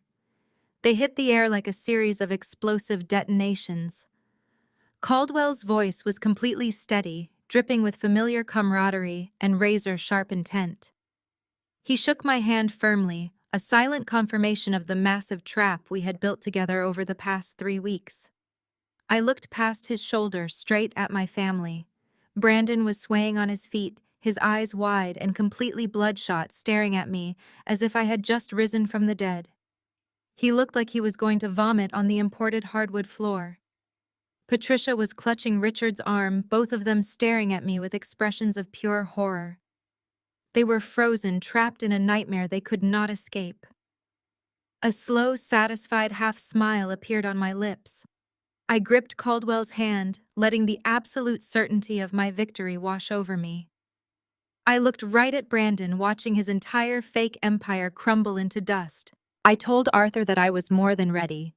I told him that I had the hidden financial documents prepared, and we were going to tear my brother's fraudulent company apart piece by piece. Brandon threw his arms wide open as he bounded down the shallow stone steps of the front portico. He plastered a massive, blinding smile across his face, exuding the toxic, artificial charm of a salesman desperate to close a dying deal. He practically shouted his greetings over the crunch of the gravel, welcoming the 3 executives to his supposed private sanctuary. He aggressively stepped into Arthur Caldwell's personal space, extending his hand with far too much enthusiasm. He began his rehearsed monologue, instantly bragging about the quiet exclusivity of the neighborhood, the millions he claimed to have sunk into the landscaping, and the unparalleled luxury of lakeside living. He spoke with a manic, breathless cadence, trying to physically herd the 3 men toward the front doors before they could ask any difficult questions. He wanted to control their sightlines completely. Arthur Caldwell did not share a single ounce of that frantic energy. The senior investment director stood perfectly still in the morning heat, wearing a bespoke charcoal suit that radiated quiet, generational wealth. He accepted Brandon's violently enthusiastic handshake with a brief, unimpressed nod. His sharp, calculating eyes swept over the exterior of the house, taking in the limestone masonry and the slate roof with the clinical precision of a man who evaluated nine-figure assets before breakfast. The two junior executives flanking him remained entirely silent, holding thick leather briefcases and watching Brandon sweat. They stepped past the leased SUV and walked up the stone steps entering the grand foyer. Brandon scurried ahead of them, acting like a frantic tour guide. He immediately positioned himself directly in the center of the arched doorway that led to the main living area. He splayed his arms out, attempting to physically block the executives from looking toward the kitchen. He pointed wildly toward the vaulted ceiling, babbling endlessly about imported chandeliers and custom Italian marble. The staging in the foyer was a pathetic display of desperate theater. Patricia stood rigidly near the sweeping staircase, wearing her designer sunglasses indoors and holding a strained, aristocratic smile. She was projecting the false image of a proud, wealthy matriarch visiting her highly successful tech genius son. Richard stood a few feet away, puffing out his chest and offering Caldwell a stiff, formal nod, trying to establish some sort of mutual masculine respect. Vanessa hovered nervously near the formal dining room, gripping a crystal water glass so tightly her knuckles were completely white. Brandon kept talking faster and faster, his voice echoing shrilly off the marble walls. He insisted they move straight into the formal dining room for a private catered lunch, claiming he had secured the finest private chef in Austin for this specific occasion. He was sweating profusely through his ruined linen jacket, his eyes darting frantically in every direction. Arthur Caldwell completely ignored the manic display. He did not look at the vaulted ceiling. He did not look at Patricia or Richard. He certainly did not look toward the formal dining room. Caldwell's cold, analytical gaze sliced right past Brandon's wildly gesturing arms and locked directly onto the kitchen. He saw exactly what he was looking for. He saw the woman in the white silk robe standing calmly beside the marble island holding a cup of coffee. The temperature in the grand foyer seemed to plummet instantly. The air grew incredibly heavy and thick with an unspoken tension. Brandon's frantic, rambling voice choked off into a pathetic, strangled gasp. He turned his head, following the senior director's unwavering gaze.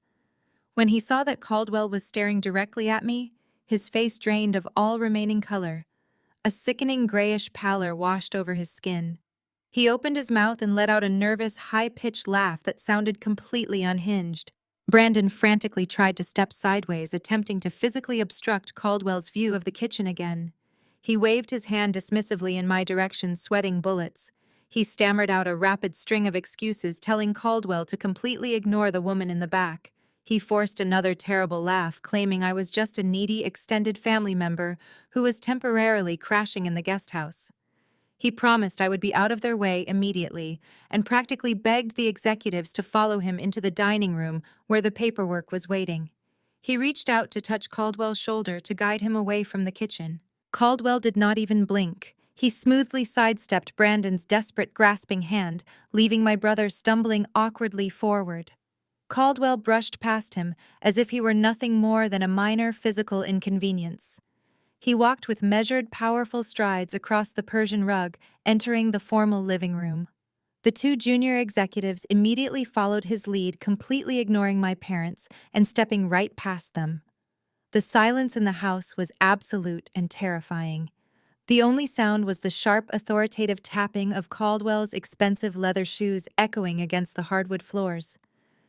He walked straight up to the marble island where I was standing. He did not look at the catering staff frozen in the corner.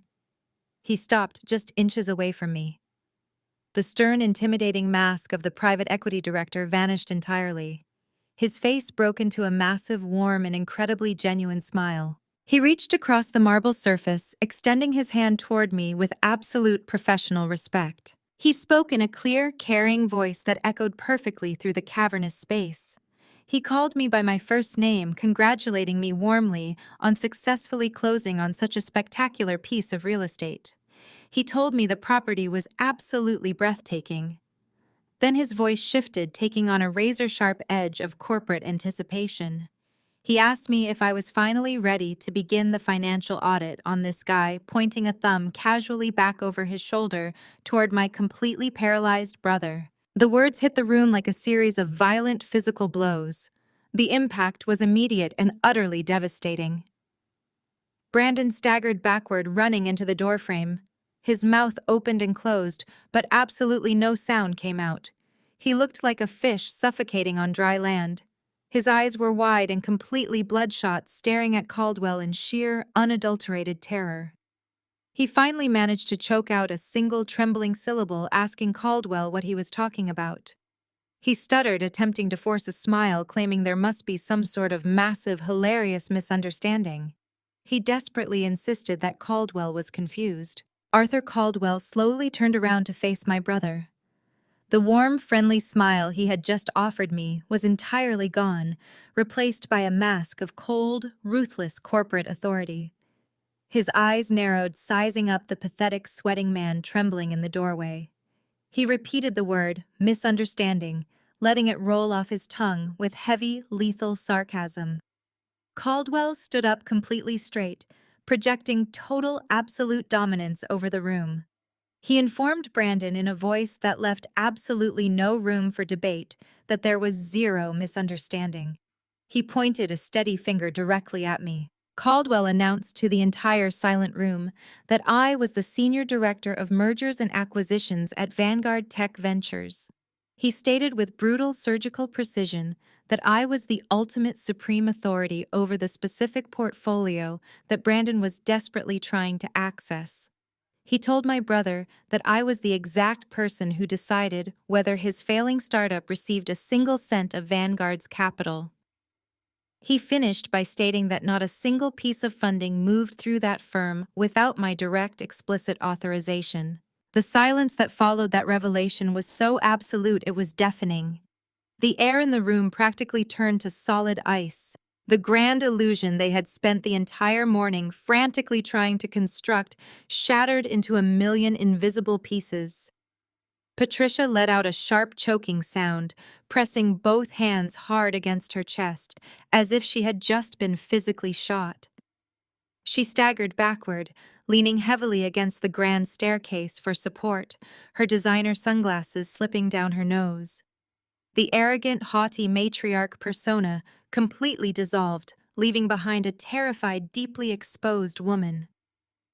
Richard stood completely frozen by the dining table. His face turned a deep, alarming shade of purple. He realized with sickening clarity that the woman he had just threatened to throw out onto the street, the woman he had just demeaned as a simple corporate tenant, was actually the apex predator holding the keys to his son's entire future. He looked at me with a mixture of profound shock and rising absolute panic. Vanessa was standing perfectly still near the edge of the living room rug. Her eyes were impossibly wide, darting back and forth between me and the Vanguard executives.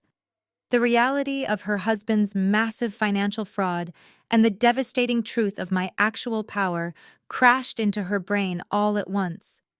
Her hand began to tremble violently. The heavy crystal water glass she had been gripping like a lifeline suddenly slipped straight through her shaking fingers. It hit the hardwood floor with a sharp, violent crash. The thick crystal shattered instantly, sending dozens of glittering shards exploding across the expensive wood. The loud, destructive noise echoed through the silent house, but nobody moved a single muscle. No one looked down at the broken glass. They were all completely, entirely paralyzed by the sheer magnitude of their own destruction. They were trapped inside my house, surrounded by my wealth, completely at my absolute mercy. I let the thick, suffocating silence stretch out for a long, heavy moment, allowing the reality of their doom to thoroughly saturate their minds.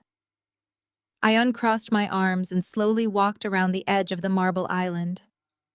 I did not look at my parents. I did not look at Vanessa. I kept my eyes locked entirely on my brother. I walked with calm, measured steps, moving past the Vanguard executives and heading straight toward the massive custom oak dining table sitting in the center of the room. I reached underneath the edge of the table, where I had stashed a large, heavy object earlier that morning. I pulled out a thick, dense black financial dossier. It contained every single disastrous truth about his failing company. I lifted the heavy binder high into the air and slammed it down onto the center of the solid oak table with a loud, echoing thud. The sound made Brandon physically flinch. I looked at him, my voice completely stripped of any familial warmth, replaced entirely by the cold, lethal tone of a corporate executioner. I told Brandon to sit down immediately. I told him it was time to let his little sister appraise exactly how much his grand fake vision was truly worth. Brandon sank into the nearest velvet dining chair as if the bones in his legs had dissolved. He collapsed his chest, heaving his eyes, darting toward the door, as if calculating a successful escape. Arthur Caldwell and his two junior executives moved smoothly to the opposite side of the oak table. They unbuttoned their suit jackets and took their seats, transforming my formal dining room into a corporate tribunal. Richard and Patricia remained frozen in the foyer, while Vanessa took a few hesitant steps forward, her eyes glued to the thick black binder sitting under my hands. I remained standing at the head of the table. I placed my hands flat against the polished wood, looking down at my brother. His arrogant swagger had vanished, replaced by the whimpering terror of a cornered animal. I flipped the heavy cover of the dossier open. The sound was like a gunshot in the silent room. I pulled out the top stack of papers highlighted and tabbed with bright red markers. I looked at Arthur Caldwell, who gave me an encouraging nod. Vanguard Tech Ventures did not become a multi-billion-dollar private equity firm by taking founders at their word. Caldwell had authorized a complete forensic audit of Brandon's startup the moment his pitch deck crossed my desk 3 weeks ago. I slid the first set of audited financial statements across the smooth table, stopping them directly under his sweating nose. I informed him in a voice devoid of emotion that my forensic accounting team had spent the last 20 days tearing through every single bank account associated with his corporate entity. I stated that his entire pitch rested on a projected user acquisition metric and a supposed booming monthly recurring revenue. I tapped my finger hard against the top sheet. I announced to the room that according to the indisputable forensic data, his highly touted tech startup had generated exactly $0 in actual revenue over the past 24 consecutive months. The air rushed out of the room. Richard let out a sharp gasp from the foyer, stepping forward as if physically struck. He stared at the back of Brandon's head, his face twisting in absolute disbelief. My father had spent the last 2 years bragging to his country club about his son's revolutionary tech empire, and the sheer magnitude of the lie was finally crashing down upon him. Brandon flinched hard. He opened his mouth to speak, his hands grasping the edges of the table. He stammered wildly, attempting to claim that the audit was flawed, that our accounting software was broken, and that his revenue was tied up in complex offshore beta testing protocols. The excuses spilled out of his mouth in a frantic, chaotic mess of buzzwords that meant absolutely nothing. I did not let him finish. I cut him off sharply, demanding that he stop insulting the intelligence of everyone in the room. I flipped to the next section of the black dossier, pulling out a thick stack of wire transfer receipts and expense reports. I laid them out across the table, fanning them like a deck of toxic playing cards. I told him that the audit did not just reveal a complete lack of income. It revealed exactly where the $8 million from his Series A funding round had actually gone. I looked at Vanessa, who was standing near the edge of the dining room rug, her face pale and her hands trembling. I turned my gaze back to the documents. I explained to the Vanguard executives and my horrified parents that Brandon had not spent his previous capital on software development or marketing campaigns. Instead, he had systematically set up a network of fraudulent shell companies specifically designed to siphon investor funds directly into his personal bank accounts. I picked up a bright red expense sheet and began reading the itemized list of his corporate theft. I pointed out the monthly wire transfers used to lease Vanessa's exotic sports car, a vehicle they claimed to have bought in cash. I read off the staggering credit card statements showing hundreds of thousands of dollars spent on designer clothing, luxury vacations, and elite country club initiation fees. I pointed out that the very suit Brandon was currently sweating through had been purchased using money intended for payroll. I looked directly at Vanessa. I told her that the illusion of the billionaire lifestyle she had been flaunting on social media was entirely funded by stolen corporate capital. I stated that every single luxury handbag and first-class flight had pushed her husband's company closer to total bankruptcy. Vanessa let out a quiet, choked sob. She wrapped her arms tightly around her stomach, looking at Brandon as if he were a stranger. The reality that she was married to a broke, desperate fraudster finally shattered her delusions of grandeur. Brandon slammed his hands down on the oak table. He screamed that I was twisting the facts.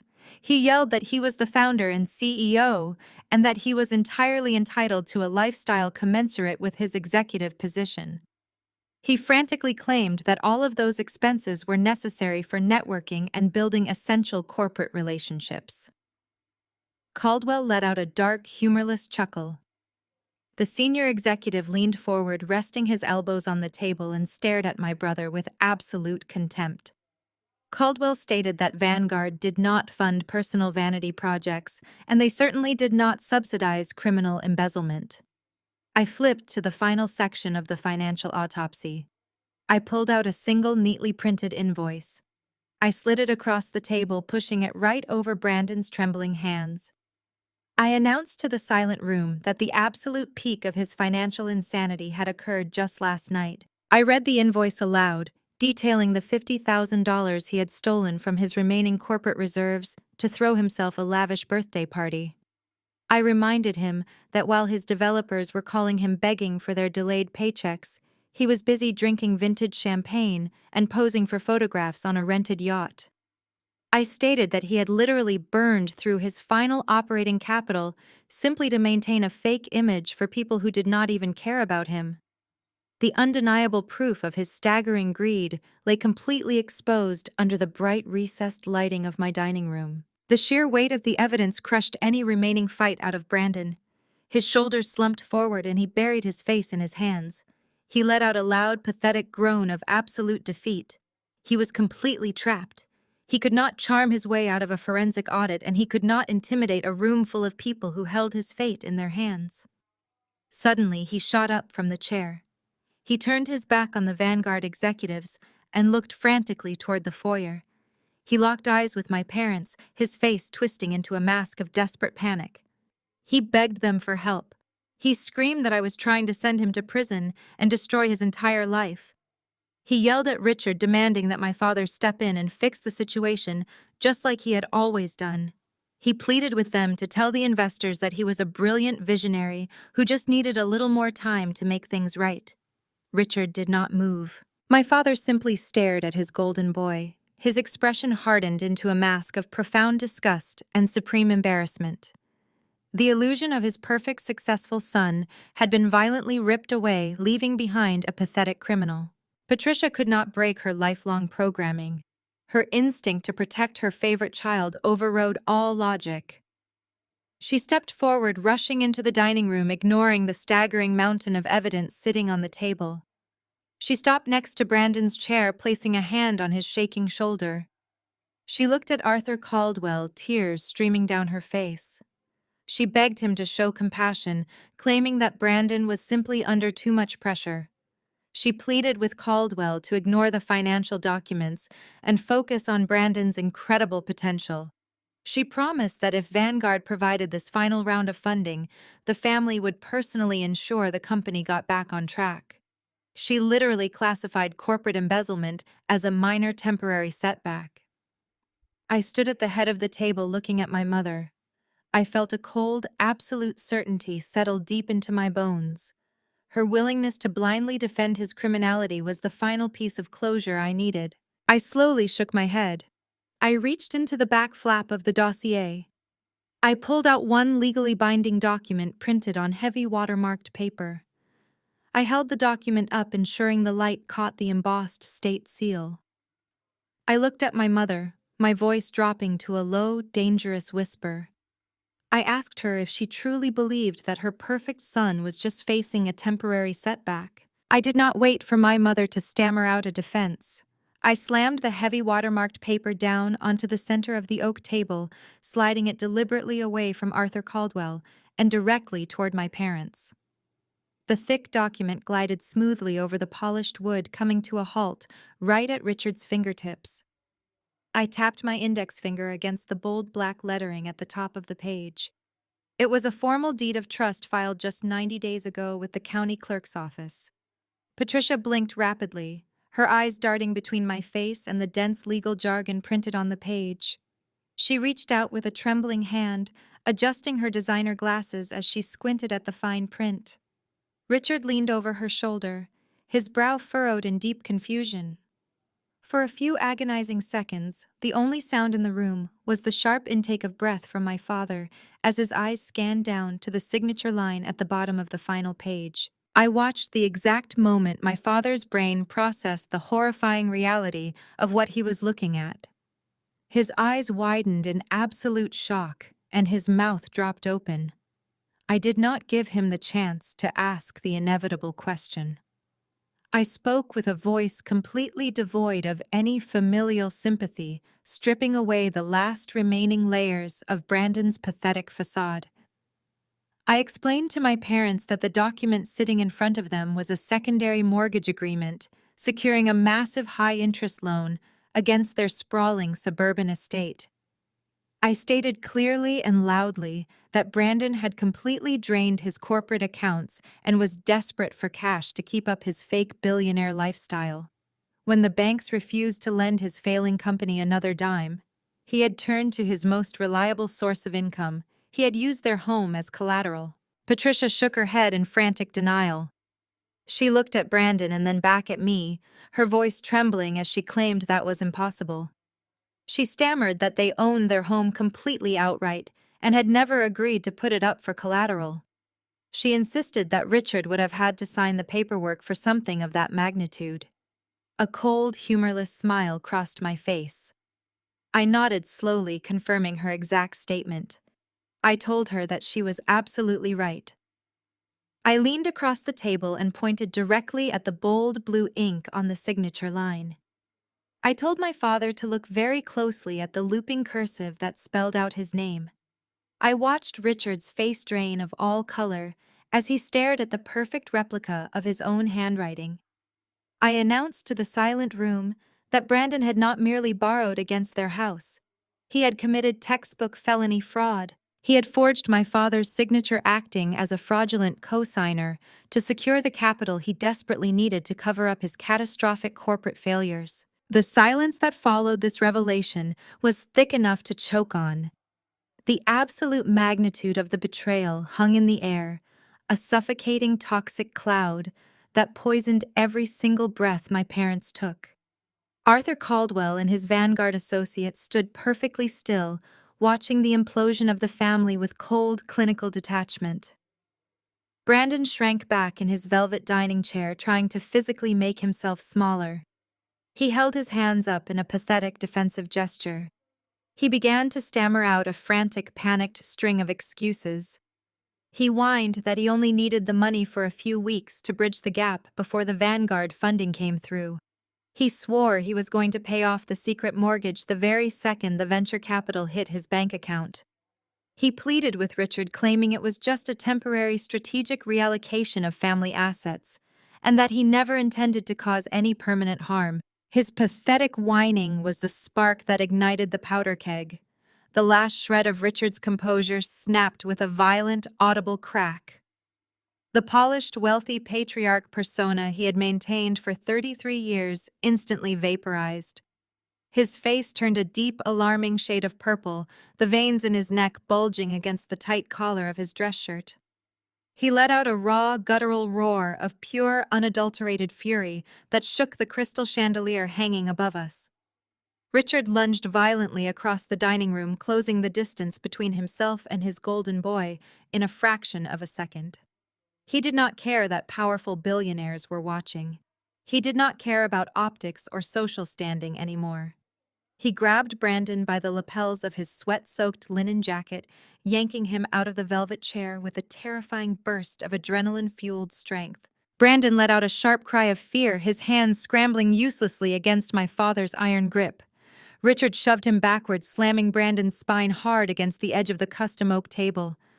Plates rattled and silverware clattered to the floor, but Richard did not flinch. He leaned in inches from Brandon's terrified face, spitting his words with a venomous rage I had never seen before. He cursed Brandon, calling him a worthless parasitic fraud. He screamed that he had spent his entire life working to build a comfortable retirement for their family, and Brandon had stolen it all with a single forged signature.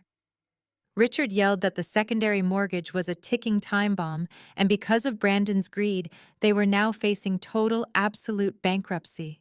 He shook Brandon violently, screaming that they were going to lose their home, their savings, and everything they had ever worked for, just so Brandon could rent luxury cars and throw pathetic vanity parties. Patricia let out a horrified, piercing shriek. She lunged forward desperately, trying to wedge herself between her husband and her son.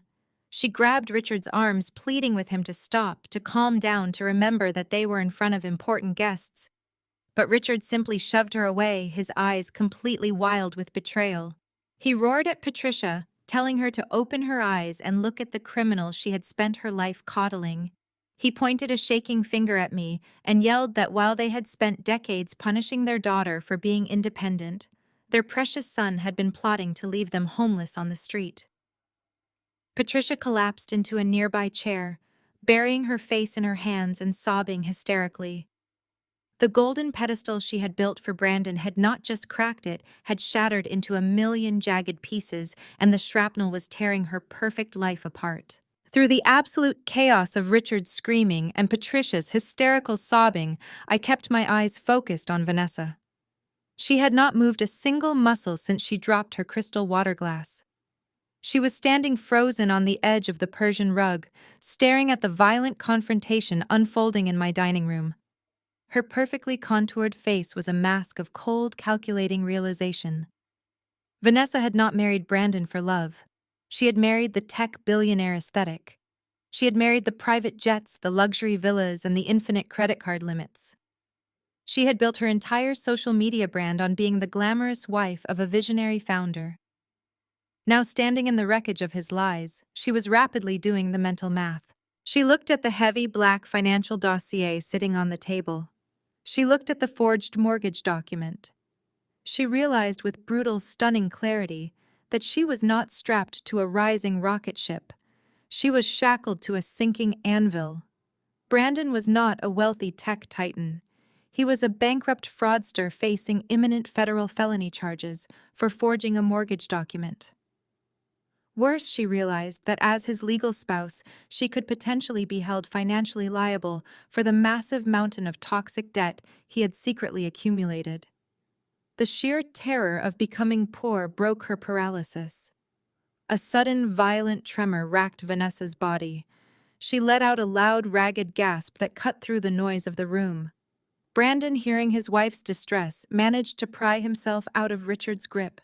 He stumbled forward, his suit jacket torn and his hair hanging in his face.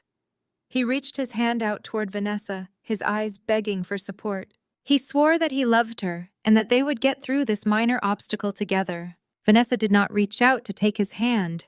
She recoiled violently, taking 3 rapid steps backward. She screamed at him, calling him a pathetic sociopath. She clamped her fingers around the massive, blinding diamond engagement ring and the platinum wedding band he had given her. She yanked them off her finger and hurled the heavy rings directly at the oak dining table.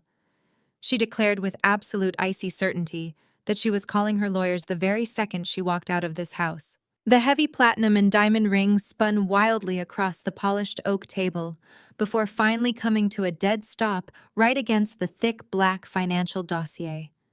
Vanessa did not wait for a response from her husband. She turned on her heel, her designer heels clicking sharply against the hardwood floor as she marched straight out the front doors without looking back. Brandon watched her leave, his mouth opening and closing in silent agony. The woman who had validated his entire fake existence had just discarded him like a piece of trash, leaving him completely exposed in front of the very people he had tried to impress. Arthur Caldwell reached out and calmly picked up the discarded engagement ring. He examined the massive stone for a brief second, his expression completely unreadable, before setting it back down on the oak table. He adjusted his suit jacket, pulling his absolute professional composure tightly around himself. The corporate execution was about to commence. Caldwell looked at Brandon with eyes that held the chilling absolute zero of a deep freeze. He stated that in his 30 years of venture capital experience, he had witnessed exaggerated projections and optimistic valuations, but he had never encountered a founder arrogant enough to attempt to defraud Vanguard Tech Ventures directly to his face. Caldwell slowly reached across the table and placed his hand flat on the black dossier.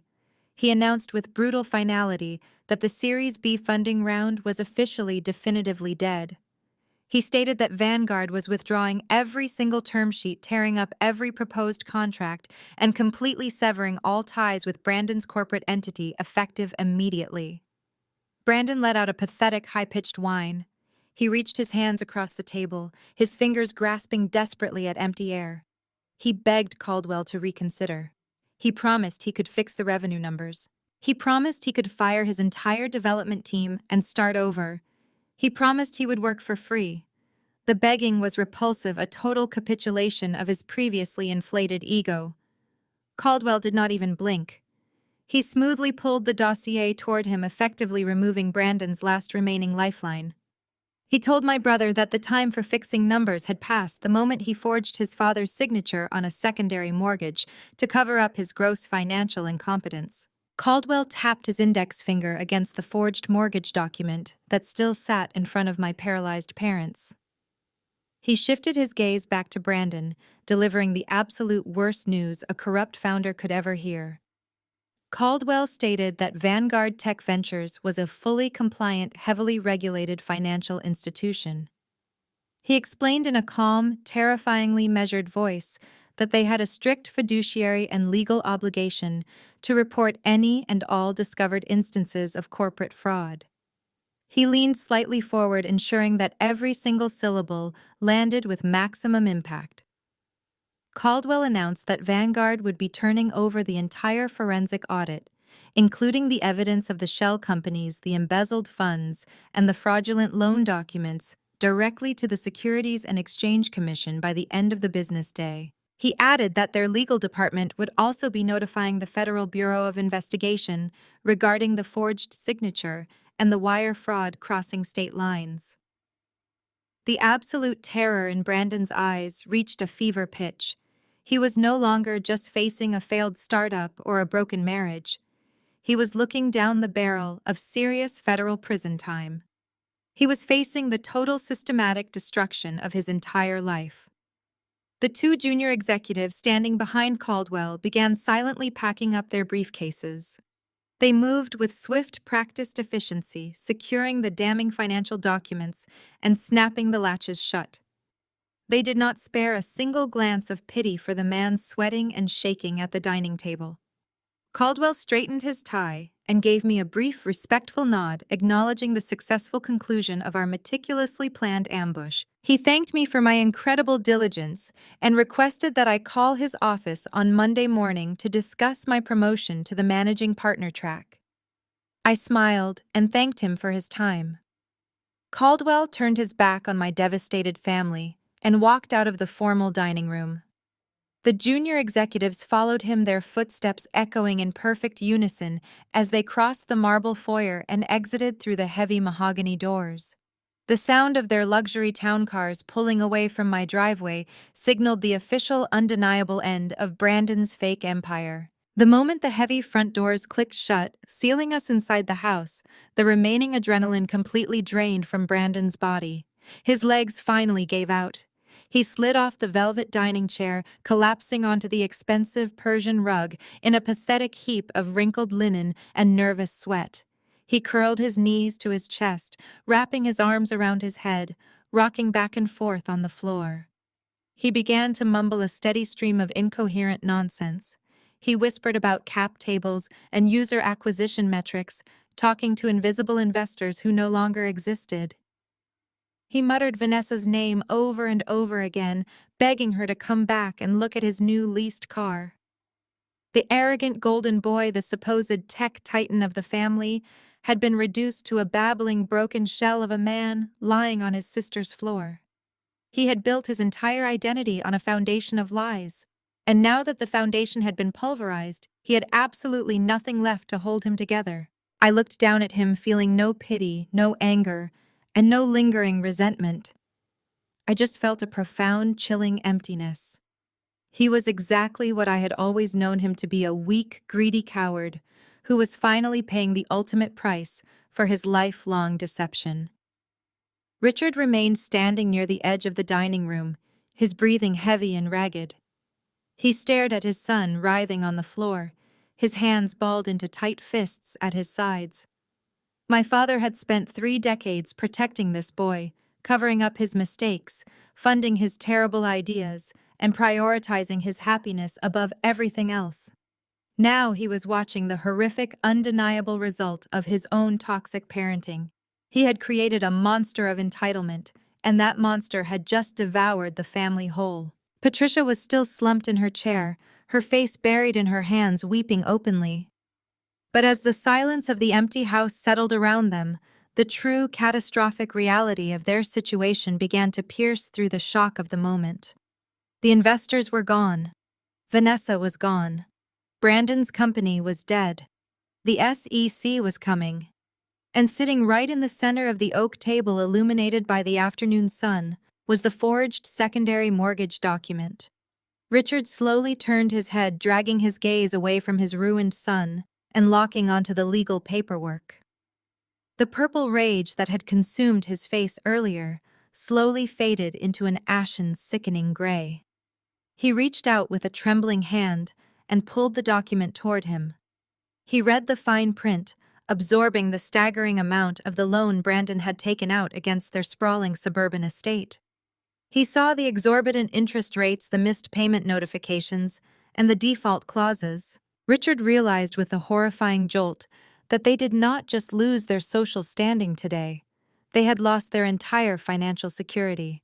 Because Brandon had used their home as collateral, and because Vanguard had pulled the plug on the only possible source of repayment, the bank was going to foreclose on their property.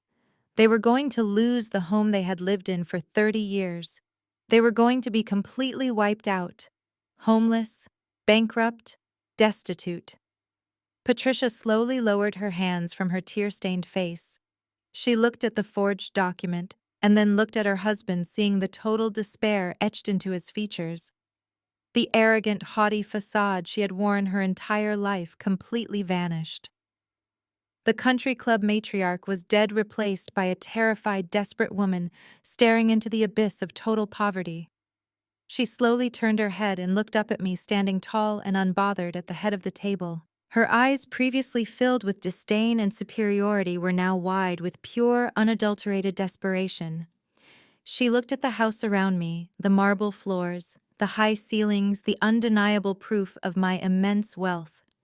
She saw her only remaining lifeline. I stared back at her, completely devoid of any sympathy or familial obligation. The power dynamic had permanently shifted, and we both knew exactly who held all the cards. My mother opened her mouth to speak, her voice cracking as she prepared to beg for salvation. But before she could utter a single pathetic plea, the silence was broken again. The reality of their devastating collapse was absolute and utterly final. I watched her eyes scan the luxurious details of my dining room, taking in the mahogany molding, the silk drapes, and the crystal chandelier catching the afternoon light. She was silently calculating if she could somehow salvage this catastrophic situation, if she could somehow twist the narrative one final time to force me into paying off Brandon's massive, fraudulent debts.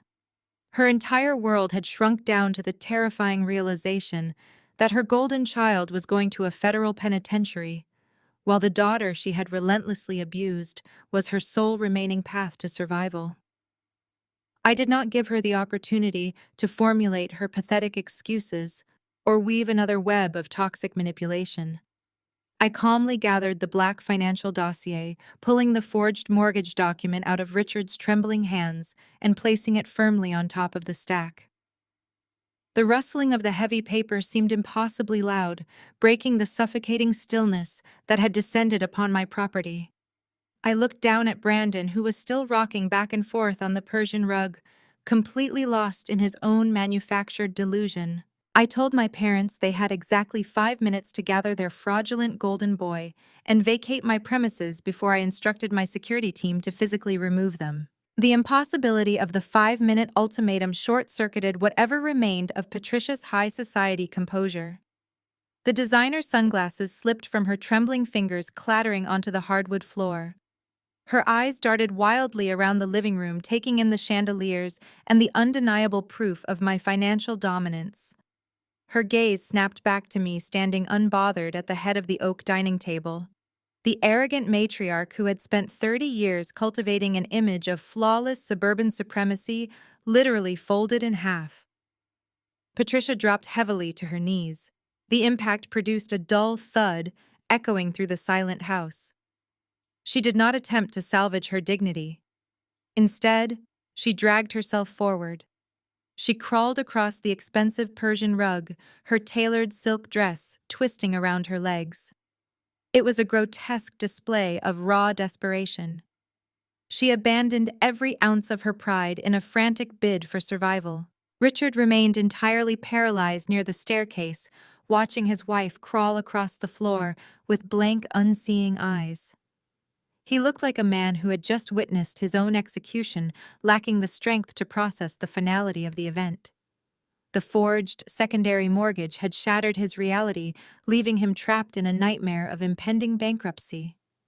Brandon was still curled in a weeping ball on the floor near the kitchen island, lost in the reality of his impending federal charges. He mumbled a continuous loop of apologies and financial buzzwords, a broken record of a ruined man. Patricia ignored them both. Her universe had shrunk down to me. She closed the distance between us and lunged forward, throwing her arms around my legs. Her hands clamped down on my wrists with a bruising, desperate grip. Her manicured nails dug painfully into my skin as she anchored herself to my body. She threw her head back, her face a twisted mask of smeared makeup and tears. She did not offer a single word of apology for the decades of emotional abuse she had inflicted upon me. She did not express a shred of remorse for telling Arthur Caldwell that I was merely a needy extended family member crashing in the guest house. She did not apologize for treating me like an embarrassing secret while parading my fraudster brother around like a trophy. Her mind was entirely consumed by the preservation of her own material wealth. She opened her mouth and let out a ragged, breathless wail that scraped against the high ceilings. She begged me to save them. She screamed that I had to use my massive corporate salary to pay off the forged mortgage immediately. She cried that I was a senior director at a multi-billion-dollar firm and possessed more than enough liquid capital to cover Brandon's disastrous mistakes. She shrieked that I had millions of dollars at my disposal and that I was legally obligated to rescue my parents from the street. She tightened her grip, sobbing hysterically, claiming the bank was going to seize their home, their cars, and their retirement portfolio if I did not wire the funds. She demanded I fix the mess my brother created simply because I had the financial power to do so. She painted herself as the victim, erasing her complicity in raising an entitled criminal. I stood perfectly still, letting her frantic, desperate words wash over me like a toxic wave breaking against a solid stone wall. I looked down at the woman who had spent my entire childhood ensuring I knew exactly how little I mattered. I searched my heart for even a microscopic fraction of pity or familial obligation. I searched for the little girl who had once desperately craved her mother's approval. I found absolutely nothing. The well of my empathy had run completely dry years ago, drained by her relentless cruelty, her blatant favoritism, and her endless superficial judgments. I looked at her tear-streaked face, the smeared mascara ruining her carefully applied facade, and felt nothing but a profound, icy calm. I slowly bent down, bringing my face level. I did not break eye contact as I deliberately pried her bruising fingers off my wrists one by one. I grasped her hands firmly, pushing them away from my body, letting them drop uselessly back to the floor. I stood back up, towering over her kneeling form, projecting unyielding authority. My voice sliced through the heavy air of the dining room, sharp, cold, and devoid of mercy. I told her she was severely confused about the nature of our relationship. I reminded her of the words she had spat at me just 2 hours ago when she thought I was a pathetic corporate tenant. I threw her own toxic venom directly back into her face, letting the irony hang in the air. I reminded her she had specifically instructed me to stay out of the way of the real family. I quoted her verbatim, reminding her she had called me a temporary inconvenience and a bitter, jealous woman who could not handle her brother's astronomical success. I pointed a finger at Brandon, who was still weeping into the rug, his expensive suit soaked in sweat and despair. I told Patricia she had chosen her golden boy decades ago. She had funded his delusions, celebrated his arrogance, and turned a blind eye to his incompetence. I stated she had built her entire identity around his fake achievements, completely ignoring the quiet, steady foundation I had built for myself. Now she was going to experience the real consequences of his actual crimes. I made it clear my hard-earned wealth was not a safety net for her willful ignorance. Patricia gasped, staring up at me as if I were a terrifying stranger. The realization that her manipulation tactics were entirely ineffective sent a fresh wave of panic across her face. She shook her head wildly, her mouth opening and closing like a suffocating fish. She stammered out a plea claiming family takes care of family. She cried I could not stand by and watch my parents lose their home. She begged me to reconsider, insisting blood was thicker than past misunderstandings. She tried to invoke a shared history that had never existed, attempting to rewrite our estrangement into a narrative of temporary friction. I let out a short laugh that held no warmth. The sound echoed through the foyer, bouncing off the marble floors. I looked at my mother kneeling in the wreckage of her own arrogance, surrounded by the shattered illusions of her perfect life, and delivered the final lethal blow to her delusions of salvation. I smiled a cold smile and revealed my truth. I told her I had just finalized the purchase of this lakeside mansion and paid the entire multi-million-dollar price in liquid cash. I watched her eyes bulge as my financial dominance registered. I explained that Vanguard compensated their directors well, but pouring capital into a foreclosure caused by fraud was a terrible investment. I took a step back, putting distance between myself and my former family. I looked directly into Patricia's weeping eyes. I told her she did not need to worry about my conscience. I reminded her that according to her own social hierarchy, she did not have a family to worry about anymore. I told her her golden boy was heading to a penitentiary and her daughter was done playing the scapegoat. I instructed her to figure out her own bankruptcy because I was washing my hands of the entire charade. I did not wait for her to start screaming or begging again. The conversation was entirely and unequivocally over. I reached into the pocket of my tailored blazer and pulled out my sleek smartphone. I kept my eyes locked on Patricia as I opened the dedicated application connected directly to the private security firm contracted to patrol this gated community. I tapped the emergency dispatch button, connecting instantly to the main guardhouse stationed at the front entrance. I spoke in a clear, authoritative tone, identifying myself as the owner of the property, verifying my security PIN with clinical precision. I informed the head of security that I currently had 3 hostile trespassers refusing to vacate my residence. I provided a brief description of Richard, Patricia, and Brandon, making sure to note their locations within the house. I instructed the security team to dispatch 2 armed patrol vehicles to my front door immediately. I ordered them to remove the intruders from my property and ensure they were escorted off the neighborhood grounds without delay. I ended the call and slipped the phone back into my pocket. I looked at the 3 paralyzed figures in my living room. The reality of their total annihilation was finally complete. They were about to be forcefully marched out of my luxury estate in broad daylight, paraded in front of the very neighbors they had been desperate to impress, left with nothing but the crushing weight of their own spectacular destruction. The security response was brutally swift and devoid of any sort of sympathy. 2 armored patrol vehicles with flashing amber lights pulled up the gravel driveway less than 3 minutes after I ended the call.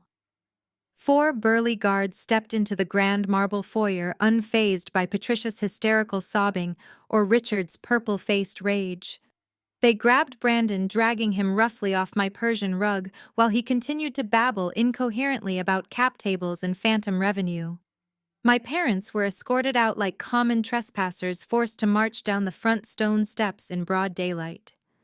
Several of my incredibly wealthy neighbors stepped out onto their manicured properties watching the humiliating exit of the very people who had tried to claim this exclusive neighborhood as their own. I stood in the doorway watching their leased black SUV speed away, kicking up a cloud of white dust. The silence that fell over the house afterward was the most incredibly peaceful sound I had ever experienced. 6 months passed since that afternoon of absolute reckoning. The complete destruction of Brandon's fake tech empire occurred with breathtaking speed. Arthur Caldwell kept his promise to the exact letter. Vanguard handed over the entire forensic financial audit to the Securities and Exchange Commission, triggering an immediate federal investigation. The Federal Bureau of Investigation raided Brandon's leased downtown office exactly 2 days later. Federal agents seized his hard drives, boxed up his records, and froze every bank account tied to his corporate name. He was publicly indicted on severe federal charges, including wire fraud embezzlement and forging a financial instrument to secure a fraudulent mortgage. His passport was confiscated, and he was currently awaiting a federal trial that carried a mandatory minimum sentence of 20 years in a maximum security penitentiary. The arrogant visionary founder was erased from existence, replaced by a disgraced sweating criminal wearing a bulky GPS ankle monitor. Vanessa did not waste a single second going down with the sinking ship. Her ruthless divorce lawyers filed the paperwork the very morning after the disastrous pitch meeting. She coldly severed all of her financial ties, ensuring that the entirety of the fraudulent corporate debt remained pinned solely on Brandon's shoulders. She rapidly rebranded herself online as the completely innocent victim of a manipulative financial sociopath, scrubbing my brother from her digital history. She moved on to her next wealthy target before the ink on the divorce decree was even dry. Richard and Patricia faced a devastating downfall that was arguably much worse than federal prison because they had to live with the agonizing daily reality of their own colossal foolishness. The forged secondary mortgage was swiftly and aggressively called in by the lenders. Because Brandon had squandered the funds on luxury cars and expensive parties, and because Vanguard had walked away, there was no money left to cover the massive toxic debt. The bank foreclosed on their sprawling suburban estate within 90 days. They lost the manicured lawns, the vaulted ceilings, and the expensive neighborhood they had used to measure their entire self-worth. The public humiliation of the foreclosure was the final lethal nail in the coffin of their artificial social lives. The elite country club quietly revoked their prestigious membership, and their wealthy superficial friends stopped returning their frantic phone calls. They were forced to pack whatever meager belongings they could fit into a small rented moving truck and relocate to a cramped, dingy two-bedroom apartment in a rundown complex on the industrial side of the city. The thin walls, peeling linoleum floors, and the constant roar of highway traffic replaced the quiet luxury they had hoarded for 30 long years. But their true punishment was not the sudden, crushing poverty. Their ultimate torment was their new permanent roommate. Because Brandon had no assets, no income, and was awaiting a federal trial, he was forced to move into that miserable, tiny apartment with them. Richard and Patricia now spent every day trapped in a claustrophobic space with the golden boy who had destroyed their entire lives. Brandon spent his days lying on their cheap, stained sofa, eating food bought with their dwindling Social Security checks, and complaining about how unfair the world was to misunderstood geniuses. The precious sun they had placed on a high pedestal had transformed into a heavy, suffocating anchor, dragging them down into perpetual misery. They had absolutely no one left to save them. While they suffocated in their own toxic resentment, my life expanded into a brilliant, vibrant, and incredibly fulfilling reality.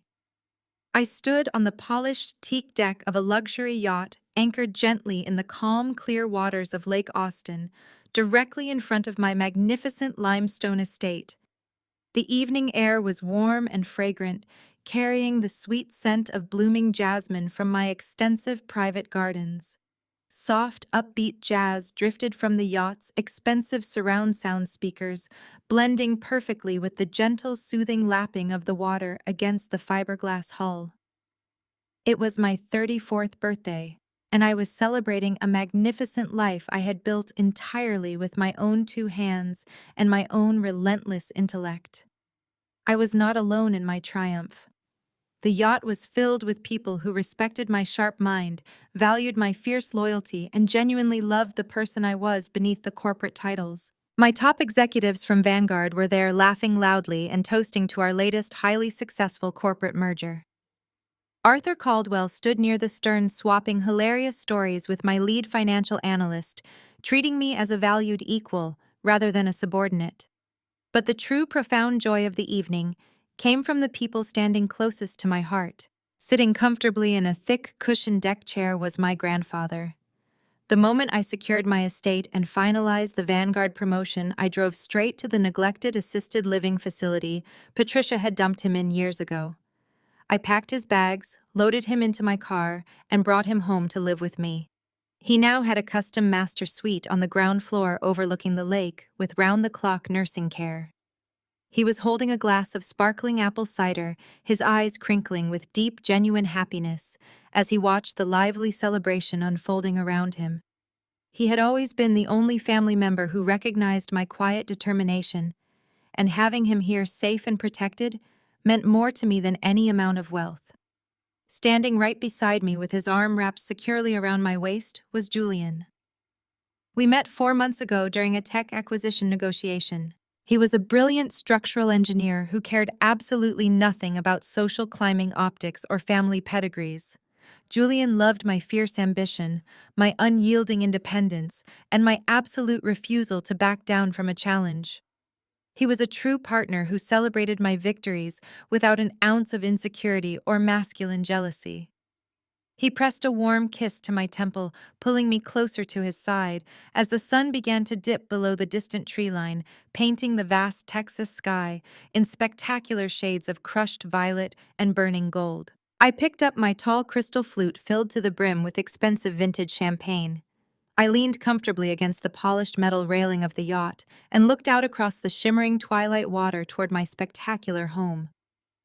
The massive custom windows of my estate glowed warmly in the gathering darkness, standing as a physical monument to my resilience and my absolute refusal to be broken by the selfish people who were supposed to nurture me. I thought about Patricia crawling on my rug, begging for an unearned salvation. I thought about Richard losing his mind in a fit of rage. I thought about Brandon crying on the floor, stripped of his stolen glory. I felt absolutely no guilt, no lingering anger, and no regret over their fate. I realized in that quiet, perfect moment that the sweetest, most devastating revenge was never about an act of sudden violence or a bitter screaming match.